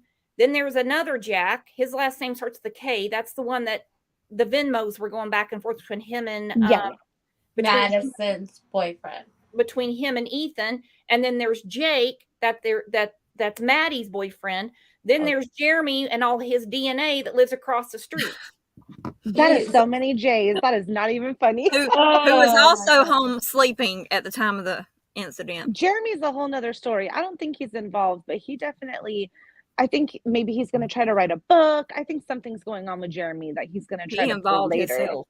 Yeah, and I think there's a reason he's doing it, like either for what he studies in college or maybe he's going to he is do something. He is studying law, so it's a resume builder. He likes it. That's what, yeah. And I was thinking, I'm like, he's going to try to write a book about this one time I was a suspect or something crazy, but I definitely don't think, he's not. And I feel like he's trying to make himself seem way more like he's involved. And I'm like, he just wants a few seconds on TV. This guy's not, I don't think he's relevant in any way, honestly. No, he would love to be. I like when he was talking to Ashley Banfield one of the million times, and he goes, well, the case needs to not be centered around me and needs to be about the victims. And I'm like, dude, it never was. You had to beg for them to swab your cheek. Yeah. You had to beg. Yeah, and I'm curious about the black jacket that Maddie was wearing being that guy's jacket. I wonder where that was found at the end of the night or in the crime scene, or if it was at all found. What's that? Say that again. Yeah. In the food truck video, when she's wearing that black like over thing and it's that guy's jacket, the guy that she hugs with the jersey on at the food truck, and then he's like telling her like, hey, that's my jacket. I don't know if you guys like watched his The mouth, white but hoodie guy, no, or the guy with the jersey, and he's wearing like a short sleeve jersey, and he's like trying to get her attention, and then Maddie walks over and gives him a hug. But it looks like he's saying, "That's my shirt that Maddie has on over her clothes." And he has on a short sleeve jersey. And he definitely looks like he was wearing a long sleeve shirt, and the shirt she's wearing clearly looks like a man's shirt, in my opinion. But I don't they know if you had guys want to go taken back and rewatch that part. what was that? they had taken pictures earlier though with jerseys on, and that's what they had on at the bar. Yeah, no, it was the guy with the kind of shaggy-ish hair, and then he had on a black jersey, and he was like motioning to Maddie. Like as soon as he saw her, he completely like broke his neck and turned around and looked at her, and then motioned to her, and then she walked through Joe and his group and gave him a hug, and then walked right back through them, and that's when they kind of gave her the ew look. And when she's talking to that guy, he seems like he's telling her, "Hey, that's my jacket. I want my jacket." Okay, now I know who you're talking about. I know. Sorry. I was like, I thought everybody kind of already seen knew that part. I didn't mean to start in the middle. no, No, I you're see, fine. I seen it. I seen her going over and hugging the guy. Yeah, I seen that part. Peas in a The pod jacket's it's big on her. It's big on her. Yeah, I always thought Yeah. it looked like a men's shirt, and I was trying to find whose it would be. And at first, I was thinking tank top guy, but then I saw that, and I rewatched it over and over, and he's definitely looking at her like, "Hey, that's my shirt. Like, I want my shirt back before they leave." I hope they found it. I was definitely wondering where that was located, or if it's located in their house at all, or if it was missing. See, Yeah. now my mind's going 90 to nothing back over all Sorry. the videos I've watched to see if anybody's wore a black jacket. Well, we wouldn't know because there's no pictures after the crime. Hey, meme what you say. What do you think about how much Kaylee's dad has been communicating with the media? Do you think do you think there's any way that he could have hindered this investigation? No, honestly, I don't. And I think that law enforcement's going to stop telling him anything. Or I think they're going to purposely start feeding him false narratives I think they're going to start feeding him things that they want out to the public now that they know he's not going to stop saying things.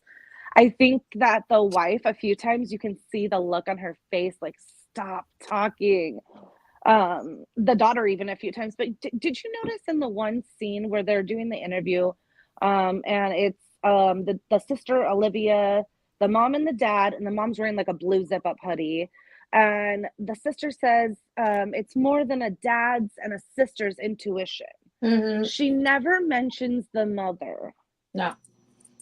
The mother's like her own good catch planet. Yeah, I seen that. And she looked right at the dad, and it was like the mom didn't exist. It was real weird. Yeah. She like motioned with her head. I went back and watched it like 3 different times, and she like very clearly doesn't look at the mom purposely. It's very strange. Yeah, I seen that. She doesn't mention the mom at all. Never. She never does. And I feel like whenever they talk about like the support and being behind him, the dad and the sister seem very scripted, like it's what the mom said to say almost. Yeah. And not so much that they feel that way. And it always starts with the mother is behind Jack 100%. The mother and the family. It's never just the family or the dad or the sister. It's the mother and family. Yeah. That's a good catch. And then also when it was just mom and dad over the weekend talking to Lawrence with Fox, and the mom says she's trying to like, don't say anything. And he kind of puffs up and he was like, I paid for that funeral. I paid for that information. I can say what I want. And then police come out yesterday saying, we haven't shared this information with the family. So basically what they're saying is he just gave his opinion. Yeah, I have a thought on that, on what he said. I don't think he's talking about the funeral when he says, I paid for that. I think he's talking about he may have paid for a private autopsy. And from what I understand, a private autopsy is not where they go and relook at the body. They take the coroner's report and the original autopsy report, and then they do their own analysis. I think he may have paid for that to be done separately with Maddie and Kaylee. And that's why he's saying that he paid for that, because I think he had his own investigation done on Well, what that goes back to what the I was findings were. saying. He can only compare it to Madison, because I don't think Ethan and Xana, I don't think he had access to any of their information, because Xana sounds pretty damn brutal to me. Her dad said she had defensive wounds. Yeah. And they said that he hired a private investigator, and I can almost guarantee if he hired a private investigator, the private investigator told him to hire somebody to do a private autopsy and to do a private report on his own that's not associated with them. So I think that is why he's saying he paid for that. That would make perfect sense. Let's see what Cat Toes has to say. Hang on, guys. Hey, Cat Toes, nice to meet you. Hi there, first time caller. How do you think about this crazy case? Well, I'm going to talk on one point that I feel that I'm a little more competent than other points. And I've been in the animal care business for 40 plus years, and also have young college students at one time that had their own pets and thought they'd taken on. One of the things that I think where Murphy might have been is in Caitlin's old room, because she had the patio access that a dog would need to go to the bathroom. And also, if a dog, with every rental, usually there's a pet deposit that you have to pay extra if the dog damages anything. So my thinking is that she came home, loved on her pup, and put him back in the room, cracked that door open so he has access to his potty pads, and probably was in that room by himself. Did you guys initially hear that when they got home? So I originally heard in like the first week that when they got home from the food truck, that there's ring footage of them taking Murphy out to go to the bathroom right after they got home. And all of a sudden, I can't find that anywhere. And it's like that never existed. But a lot of people have heard of it, that they took the dog out, which would make sense. They don't have a fenced in yard. They would need to take the dog on a leash outside. Right. And So I if think that was that's the what case, I think that's what her sister said, that she found that on a ring footage. yeah, and then everybody's like trying to re-find where she said that, and everyone's like can't find it, but they're saying, oh yeah, I know I heard it, but I can't find it now. So I don't know if that's like been taken down, but I thought that was interesting, because what if they were outside walking the dog and the person, happened to slip in during that time? That would give them access. And also, they knew that they were going to probably be sleeping until noon, so they didn't want the dog to have to be holding it the whole time. So you put the dog in the other room where the carpet, just saying, not all pet trainers, people teach their dogs how to be potty trained in the first year. So they might have still been working on it and not wanting to have Maddie's room get messy. Yeah, and their lease says no pets on the lease. Like the listing for the lease says no pets. So you might be right. They might be hiding the dog in just one room for that reason. Yeah, but people get around that with, security pet, emotional support pets. There's a lot of nuances that you can pull around that. And also, she's bringing the dog back probably to see his, puppy daddy, which is, her ex-boyfriend. So I was just a thought that the dog was probably in Kaylee's old room where it's comfortable, it knows it's fair, and possibly has indoor-outdoor access to go to the bathroom, having to get up and take him out. That was just my thought. That would make sense. Yeah, I mean, that's where the dog's most comfortable. I don't see her, if she's so possessive of her dog, she's not even going to leave it with her parents. I can't see her saying to some roommates, like, hey, we watch my dog, not knowing where, and they came home late too. So I just feel like the dog was put in a comfortable place while they went out and partied. They came home, pottied the dog, and then we're going to go, Maddie's like, look, your dog's great, but I don't want it peeing on my carpet. Makes sense. I'm going to look at this comment real quick. Marilyn said, damn it, Dad paid for cremation. He has the right to one last viewing, identification of the body. I can just see him rolling back the covers to look closely. He would have to have another body to compare it to. Did he also roll back the covers on Madison, Ethan, and Xana? That's what I'm trying to say. You have to have a comparison to say the means don't match. Yeah, exactly. They would have had to compare it to Madison. And nobody's going to be looking at my child. There's not gonna Right. And the means and the cause are very different. Like it could be the same means is like murder or homicide, but cause, like one person could have, I don't want to get graphic, trigger warning, a carotid artery slice versus a chest wound. Yeah. Like, and if you've seen any of the court cases, like I watched the Parkland shooter case in detail, and the autopsy, they draw out every wound Right. and which ones are the lethal wounds. Like the lethal wounds might be different. And in autopsies, you're going to get pictures. I mean, they'll take like digital pictures of the body. Everything. Or everything, like head to toe. Everything Super that detailed. with the body, everything.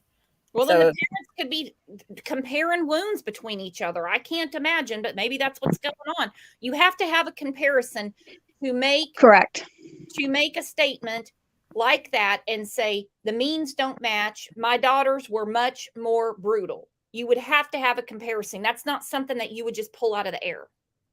That's why I go back to my same theory on they had their own report done.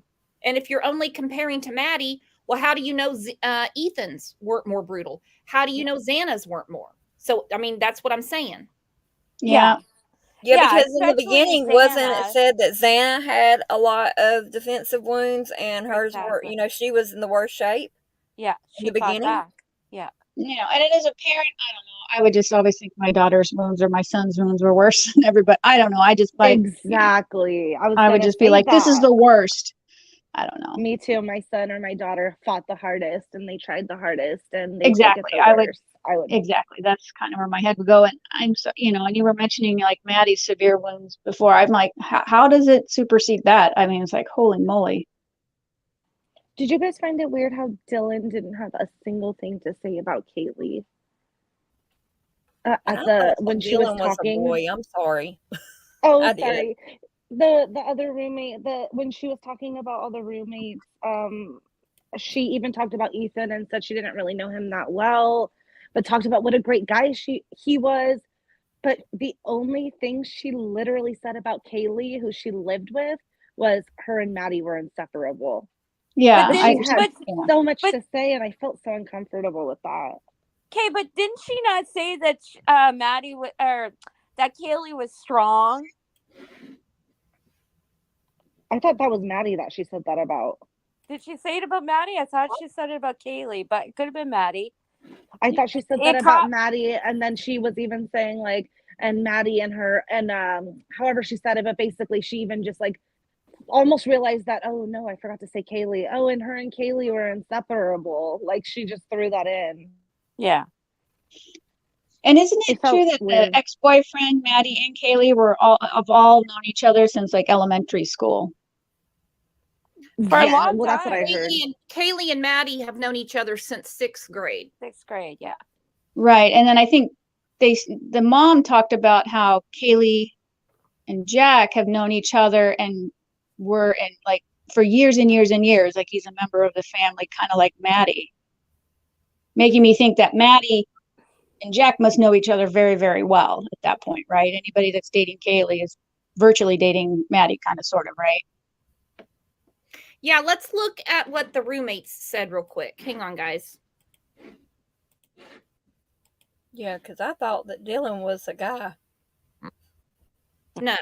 Well, just 3 weeks ago, 4 University of Idaho students were found murdered in their off-campus home in Moscow, Idaho. There has been no arrest yet for those killings of Madison Mogen, Kaylee Gonsalves, Xana Kernodle, and Ethan Chapin. He was from Conway, Washington, over on the west side. And for the first time now, we are hearing from the 2 roommates who were also in that house that night. Lilia Luciano reports. Family and friends came together Friday, honoring the lives of the 4 Idaho college students brutally murdered last month. A local pastor read a letter from 2 roommates who police say were home and survived the killings and broke their silence for the first time. Dylan Mortensen wrote this about losing close friends. To Xana and Ethan, the 2 best friends but perfect paired together. They had this unstoppable, loving relationship. And from Bethany Funk, you all were gifts to this world in your own special way, and it just won't be the same without you. Police say roommates Madison Mogan, Kaylee Gonsalves, Xana Kernodle, and Kernodle's boyfriend Ethan Chapin were all stabbed on November 13th, likely between 3 and 6 in the morning.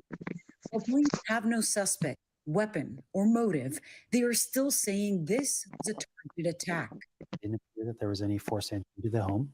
The two survivors, and as well the actual crime scenes themselves, really lead detectives and the chief to firmly and continue to believe that this was targeted. The lack of an arrest is fueling frustration among some of the victims' families. Not in the immediate circle by any means, but a few of the names that have been circulating around, I think it's hard not to kind of, dig into this. And I don't know how much of that is just because we have so much information from law enforcement.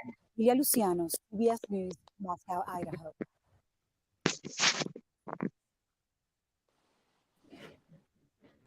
All right. Well, it appears to me, this is pure speculation, that the two surviving roommates didn't really know them that well. Sunny Day said, I heard the roommates downstairs weren't all that close with those that were killed, so I don't expect them to write any huge narratives. Yeah, they didn't grow up together. I have it right here written out. Dylan described Kaylee and Maddie as an inseparable duo. They changed the way I look at life and how to enjoy life to the fullest. Roommate Bethany described Maddie as big in the Pi Beta Phi sorority and that they both belong to. She wrote, you always told me that everything happens for a reason, but I'm having a really hard time trying to understand the reason for this. I wish every day that I could give them one last hug and say how much I love them. Now, in this world of social media, speaking out to the media, I am shocked that neither Dylan or Bethany have sat down and done any exclusive with any reporter. I don't mean a YouTuber, and it's not like people haven't approached them and haven't been after them. I'm really surprised. Mm-hmm. Yeah. I have a thought about that, and it's a question as well as a thought. Because they are basically eyewitnesses to the crime scene, like witnesses to crimes, are they restricted on say but who they can talk to or when? And also just the sheer trauma of having gone through what they've gone through. I can see mentally they might not be in a very solid state. But are there restrictions on who they can talk to if they're an actual witness to the crime scene? They can't keep them from talking to anybody.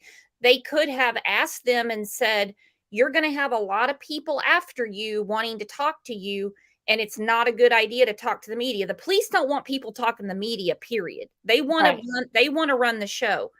They could have just taken it to heart that the police don't want them talking to anybody. I don't know. They can't stop them from talking to anybody, though. Uh-oh, we lost Cat Toes.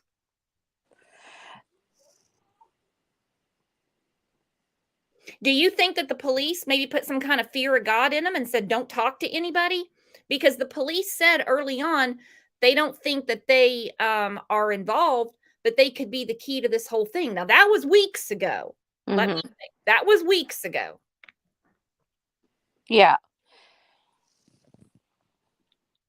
Yeah, and it's interesting that there's not more information out about where they were prior, what time they got home.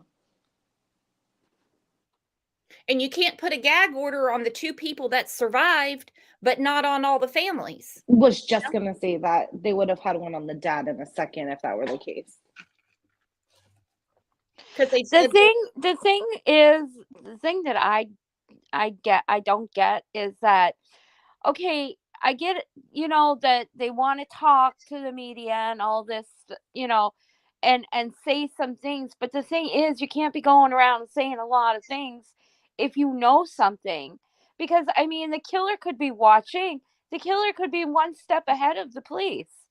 Every time they hear somebody talking on the news, with any kind of evidence or, anything at all about the crime scene, whoever did this has probably watched every press conference frontward and backward. Exactly. So they're going to be one step ahead of the police every single time somebody says something. Like that guy that was on Newsmax who he didn't really drive it home because he said such rude things about Kaylee's dad, but he did have a point. He said Kaylee and Madison being in the same bed might have been something that law enforcement did not want released. They didn't Exactly. release it. They didn't release it. Kaylee's dad did. That might have been something they did not want out. Exactly. Exactly. Plus, what he was saying about how Kaylee was worse than Madison. That's another thing. I mean, that's part of a crime. You know, if he has information like that, he should not be talking about it to anybody.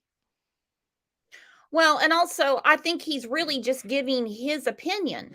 Because if we go back to what the police put out just yesterday after that wave over the weekend, they said there have been statements and speculation about this case, as in victim injuries, cause of death, evidence collection and processing, and investigative techniques. They said with the active criminal investigation, law enforcement has not released additional facts to the family or the public. So basically, what is being said is speculation and opinion. Yeah. It is his opinion that Kaylee's wounds are more brutal. Yeah. Yeah. He says himself, I'm not an expert. I don't know about these things, but to me the means don't match. That doesn't mean that it's 100%. Yeah. I think that when they went back into the house for more evidence, I think that they went in and got some part of the drain in that bag that they were using. That's something that they use when things are like they're trying to contain something that has moisture or that has been wet. And I think that they are taking out parts of the drain at this point. Or there could be something in the bathroom or the sink. I mean, this killer had to have cleaned himself, washed himself up or something. I mean, he would be dripping in blood, and there's no evidence of blood outside. Because those little yellow markers, you would see them everywhere outside if there was any, like in the front or the back. But you don't see that. You never seen that at the beginning of the crime scene. The only men's clothes that would be in that home would either be the clothing that Ethan may have brought with him or the men's shirt that Maddie was wearing. Yeah. Or the person had to have brought clothing to change into. And it was snowing that day too, where there was snow on the ground, so there would be blood footprints all over the ground, but there was nothing. Yeah. See, I said it from the get-go, did they by chance check the shower or anything like that to see if there was water in the bathroom? Like, did they, change the clothes or anything like that? Because, the coroner said that it was a bloody scene. It was bad. So you can see in one of the pictures that just came out recently that they're holding one of the bags that they use for that kind of stuff. So I think that is what they're taking out. Yeah. Yeah. I don't know about this, but it was just tweeted about 13 minutes ago. It says there's a tip as related to Moscow, Idaho, in which colleague of employee raises some issues with knife. Not sure if credible, but they say the person called out of work after and has the same name as a famous baseball player. What are you talking about, huh? Something that was just tweeted 13 minutes ago. I'm going to Reddit now. What? It says there's a tip as related to Moscow, Idaho, in which colleague of employee raises some issues with knife. Not sure if credible, but they say the person called out of work after and has the same name as a famous baseball player. That is just a rumor. Oh yeah, I heard that. Like an employer, yeah, he apparently got rid of his knife after the murders. Yeah, I heard that. Okay. Oh, the guy that always carried it on him or something, supposedly. Yeah, at work. Yeah. I had wondered about a security guard even at the beginning. So, well, and another thing is, I mean, the university is a big employer, in the town. And this could very well be someone affiliated with the university, which could be a lot of the university saying, we don't want billboards all over the place. We don't want it. They want this to go away. They want this solved and away as soon as possible. Imagine if it's connected back to the university. I'm not saying that it is, but just imagine. Yeah. And where's all Ethan's frat brothers here? They had to have seen him at the party, him and Zaina. They had to have seen them. Are they speaking out to the police? Well, according to the clip we saw at the beginning of the show, they talked to the chapter president that said that they have given everything that they know to the police. They're just not speaking to the media. This guy got caught basically walking out the door, kind of like Jeremy style. And he said, everything that we know, we've turned over to him. So this 5 hours is still up in the air. It's still of question where they were. Yes. I'm sure they were all instructed not to talk. You know how those kinds of things go with sororities and fraternities. Everything's really tight-lipped, and everything's like even worse than a family, I would say. That would be really creepy, because I got a phone call at 3:00, actually 3:01, right across the street from the house. The police did, and the police went there for an alcohol offense or something like that. And now, if the killer was lurking around there when the police were there. Well, I mean, think about most major serial killer cases. I mean, I don't believe this is a serial killer anymore, but most serial killers, they worked around the people and then went back and committed another crime. So, yeah, I mean, well, and as long as it's talked about and they have media all around the college, outside of the house, as close as they can get to it anyway, this person he's waiting for things to calm down. I'm not saying that this person plans to attack again, because if it's isolated and targeted, like they said on day 3, then, there's no more gas in his tank. But if it's someone that is just randomly going around killing people, well, then you have a public safety issue, and they're not saying that, except for just be vigilant, of course, be safe, that type of thing. Yeah. Right. Yeah. I'll But I tell mean, you Kaylee wasn't even supposed to be there. She wasn't even supposed to be there that weekend. That's what I've been saying. How is she the target? The only thing I can do is they put the famous picture up. It's famous now, where Maddie's up on her shoulders and she's like, get to be around these great people. And she put it on social media, unless the killer that, Kaylee is his target, and said, oh, she's in town. I'm going to start following them and find out what's going on. And as far as her wounds being worse, how do we know she didn't fight back? Because you kill Madison, they're in the same bed. There's going to be some sort of reflex reaction or something. Somebody is going to wake up. So I know everybody keeps saying she was moved out. She wasn't moved out all the way. Her stuff in her bed was still there. Yeah. Because you can see all of that. But her sister did say that she was supposed to be home until Tuesday. And then the mom said that she was going to just leave to come show Maddie her new car. Yeah. And so people are saying, did she come home Friday night, or did she come home Saturday? Or I'm sorry, did she go back with Maddie on Friday night, or was it Saturday? I feel like there's a lot of disconnect there. I heard Saturday, that she got there on Saturday. So you've got 2 people that weren't even supposed to be in the house that night, Ethan and Kaylee. So who's your target? Yeah. I also, if it was somebody watching that house, they knew there'd be a very high probability of Ethan being there. There's no way. I mean, if that's your girlfriend, they're going to know that that boyfriend is always there, especially if he lived across the street. Right.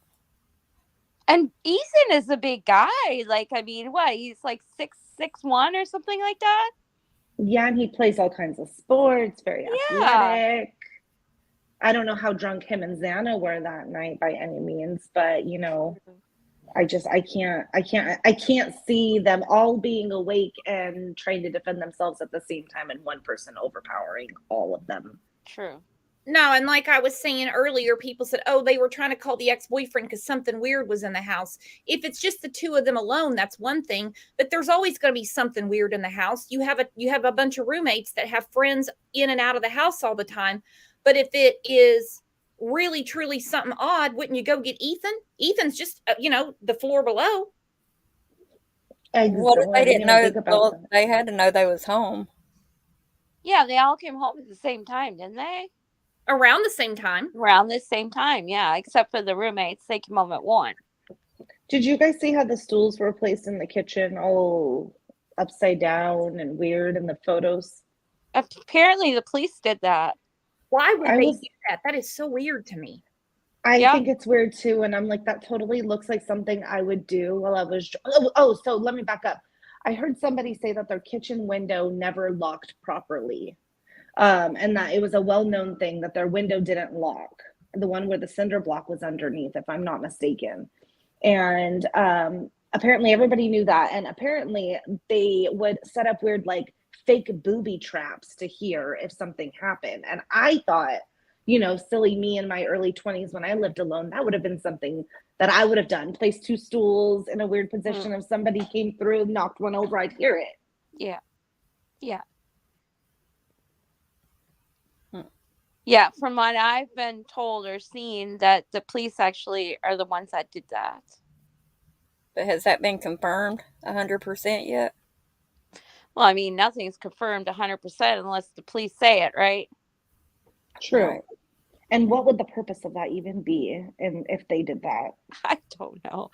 if they were trying to block the view or something, they could just hang paper on the window. Well, maybe because they didn't want people in there inside the house because it is a crime scene.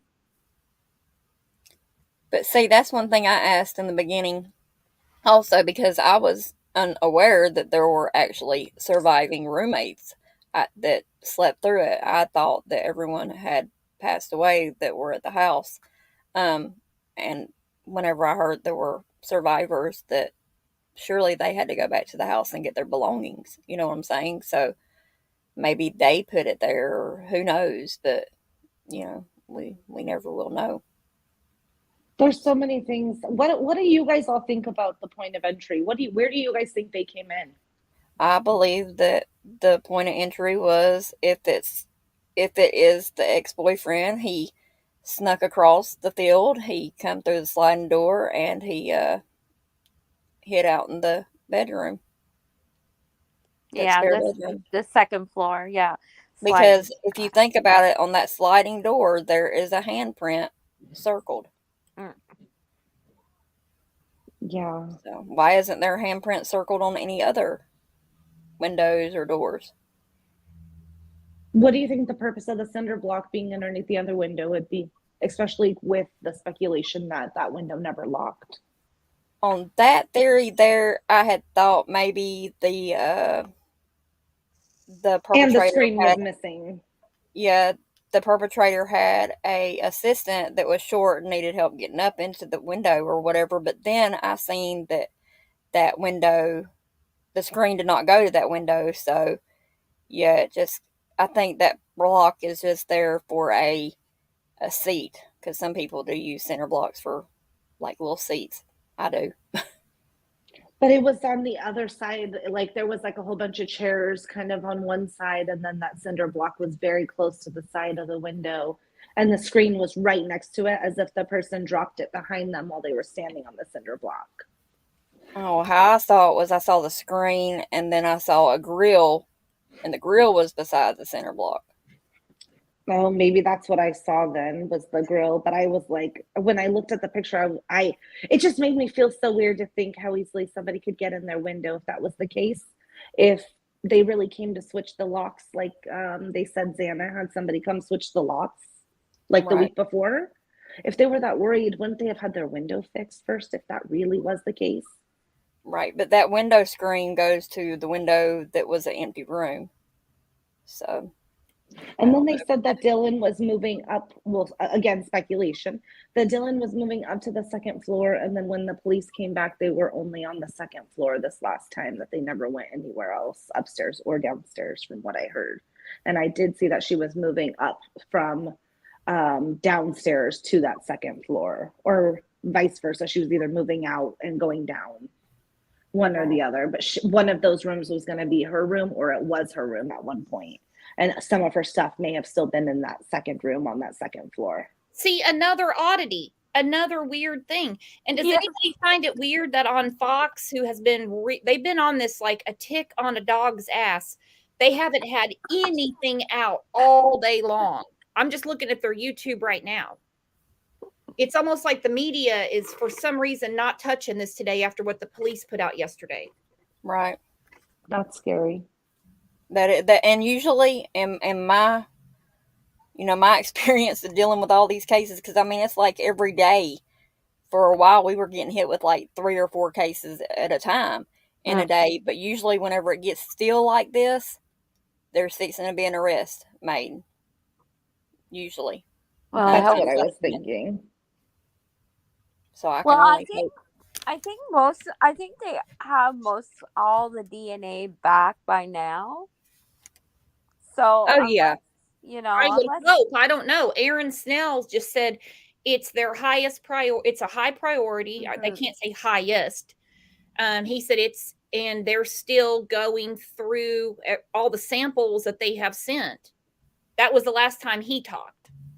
Yeah, and I heard this morning that some of the DNA has been brought back to the police.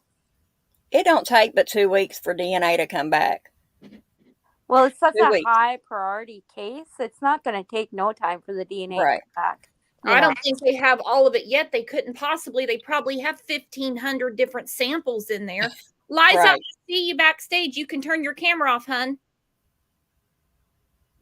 Right. I mean, they've got how did they name the DNA? They've got so many different names for the DNAs, and I've studied medical, and I can't even tell you. Do you guys think they started on the first floor or the second floor when they came in? Well, they would have been the second or the third floor. There was nothing on. Sorry, that's what I meant. I meant the second and the third floor. I get mixed up because it's ground floor. It's so hard to say because, I mean, it's a huge crime scene, right? So they would probably... Alicia said the guy from the crime lab said there's loads of forensics in this case and just preliminary stuff is back. That's what Aaron Snell was saying, too. Liza, welcome to the panel. Nice to meet you. Hi, guys. Hi, Liza. Hey. I love your channel, Brooks. Well, thank you, Liza. What do you think about this case? I really believe that is SK. I don't think. I was in a university in another country and for a few months here in the United States, and I don't see frat boys doing that. I cannot. Maybe 1 or 2 knife wounds, but what we hear that was there, it's something else. It's pure evil, anger. It's something worse. That's what I think. Oh, yeah, there was rage. There's no question about that. This was a personal attack. Yeah. And that's been said since the beginning because it was a knife. The weapon was used was a knife, and they say that most times that a knife is used, it's a personal attack. Sorry to interrupt. I'm watching chat, and I don't know who it was that said it, but somebody said we're disturbed for saying that we would wish that our children had the worst injuries. We're not saying that we wish our children would have had the worst injuries. We're saying that no matter what, we would feel personally like our child was hurt worse than anybody else because that's personal to us. Mm-hmm. Yeah, exactly. This is a very personal case, and it still went nationwide, worldwide. Well, and imagine being a parent and your child was just spending the night or just came to show their car off, and they get caught up in this web of somebody's personal attack. Wrong place, wrong time. That's awful. It's Yeah. awful. It breaks my heart, this case does, and it's simple fact that it's young kids, and one of them's name's Madison. I mean, that right there just gets me all the way. Yeah. I mean, it just. I wonder what made the police go upstairs though to the third floor. Could there have been blood on the stairs? I'm to sure. Make the police go up that way. Do you know what I mean? Like, I know they would walk in to the second floor and see a crime scene, but what made them go upstairs? Was there blood on the step, on the Oh, I'm sure they had to go through the entire house. They have to sweep the whole house to look for other victims. You've already got 2, and you know there's 6 roommates or 5 roommates. Yeah, but they wouldn't know that unless Unless the roommates. somebody on the phone. I mean, they asked them, and they have to make sure the killer's not in the house. Well, of course, yeah. Usually, what happens when a 911 call comes in is the 911 operator asks who is in the house, and that's when the caller says who is in the house with them, and the 911 dispatcher will ask the caller, "Are you sure that there's no one else there?" And there's been times on calls that the 911 operator will ask them to, make sure. So, But even for an unconscious person? No, I don't think that 911 call went anything like that. No. I'm dying to hear the other end of that. I haven't heard any of it, but I'm dying to hear that 911 call because something definitely between the information put out from the police to the media, something was lost in translation there. I don't believe anybody called and said we have an unconscious person. No. Right. No. And a bunch of people spoke with the dispatcher also, it was said. So, I mean, there ain't no way in Haiti that blood was not mentioned. There's no way. No. They had to have seen the blood. I mean, Yeah, the rumors were that the roommate ran out of the house, passed out. A passerby called 911 from the roommate's phone, who was already calling 911 before passing out. And that's why it was dialed from the roommate's phone, but not made from the roommate themselves. yeah. I can't That wait to seems get footage of that so call. interesting. Yeah, and I'm like, if that were also the case, I feel like there may have been like some sort of ring footage from a neighbor or something. I don't know. Just seems like very convenient for somebody to be passing by at the exact moment she runs out of the house dialing 911. We won't even probably hear it till trial because that's evidence. I mean, the 911 call is always a big deal. And I can tell you something right now. If my child slept through this, of course, I would never think my child was involved. I mean, at all. But my child would have an attorney. And that could be the case with Dylan and Bethany. Their parents could have said, we're getting an attorney because they can very easily turn this around on you. Yeah, exactly. And I mean, I'm not trying to be like, I don't know how to say this, but they seem like they all kind of come from money. So I'm pretty sure that was one of the first things that probably popped up. Yep. Well, guys, I hate to leave good company, but I have to run out the door here in about 15 minutes. I didn't realize what time it was, and I feel bad because we're having a great conversation. Okay, well, I said so much. Well, make sure you guys all hit the reminder and stuff like that because I want to continue this conversation. Yeah. See you later, Brooke. Everyone. Okay, thank you, Brooks. Have a good day. Bye.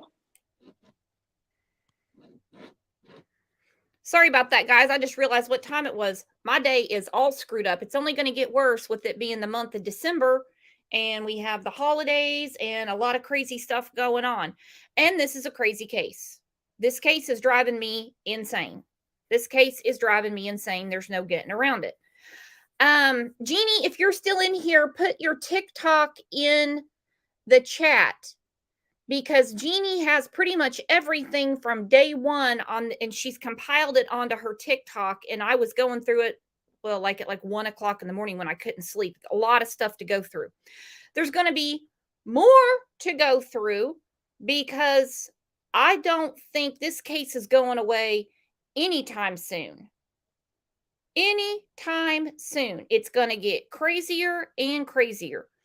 So you guys make sure you're subbed. You hit the reminder so that way when we go live, you know we're live, because sometimes it's not always 9 a.m. in the morning, but it will be 9 a.m. tomorrow morning. So I will see you guys over in Discord later today, over in one of the Facebook groups. And if I miss you there, then I'll see you back here tomorrow morning at 9 a.m. You guys enjoy the rest of your day. Hope it's not too cold for you. Bye-bye.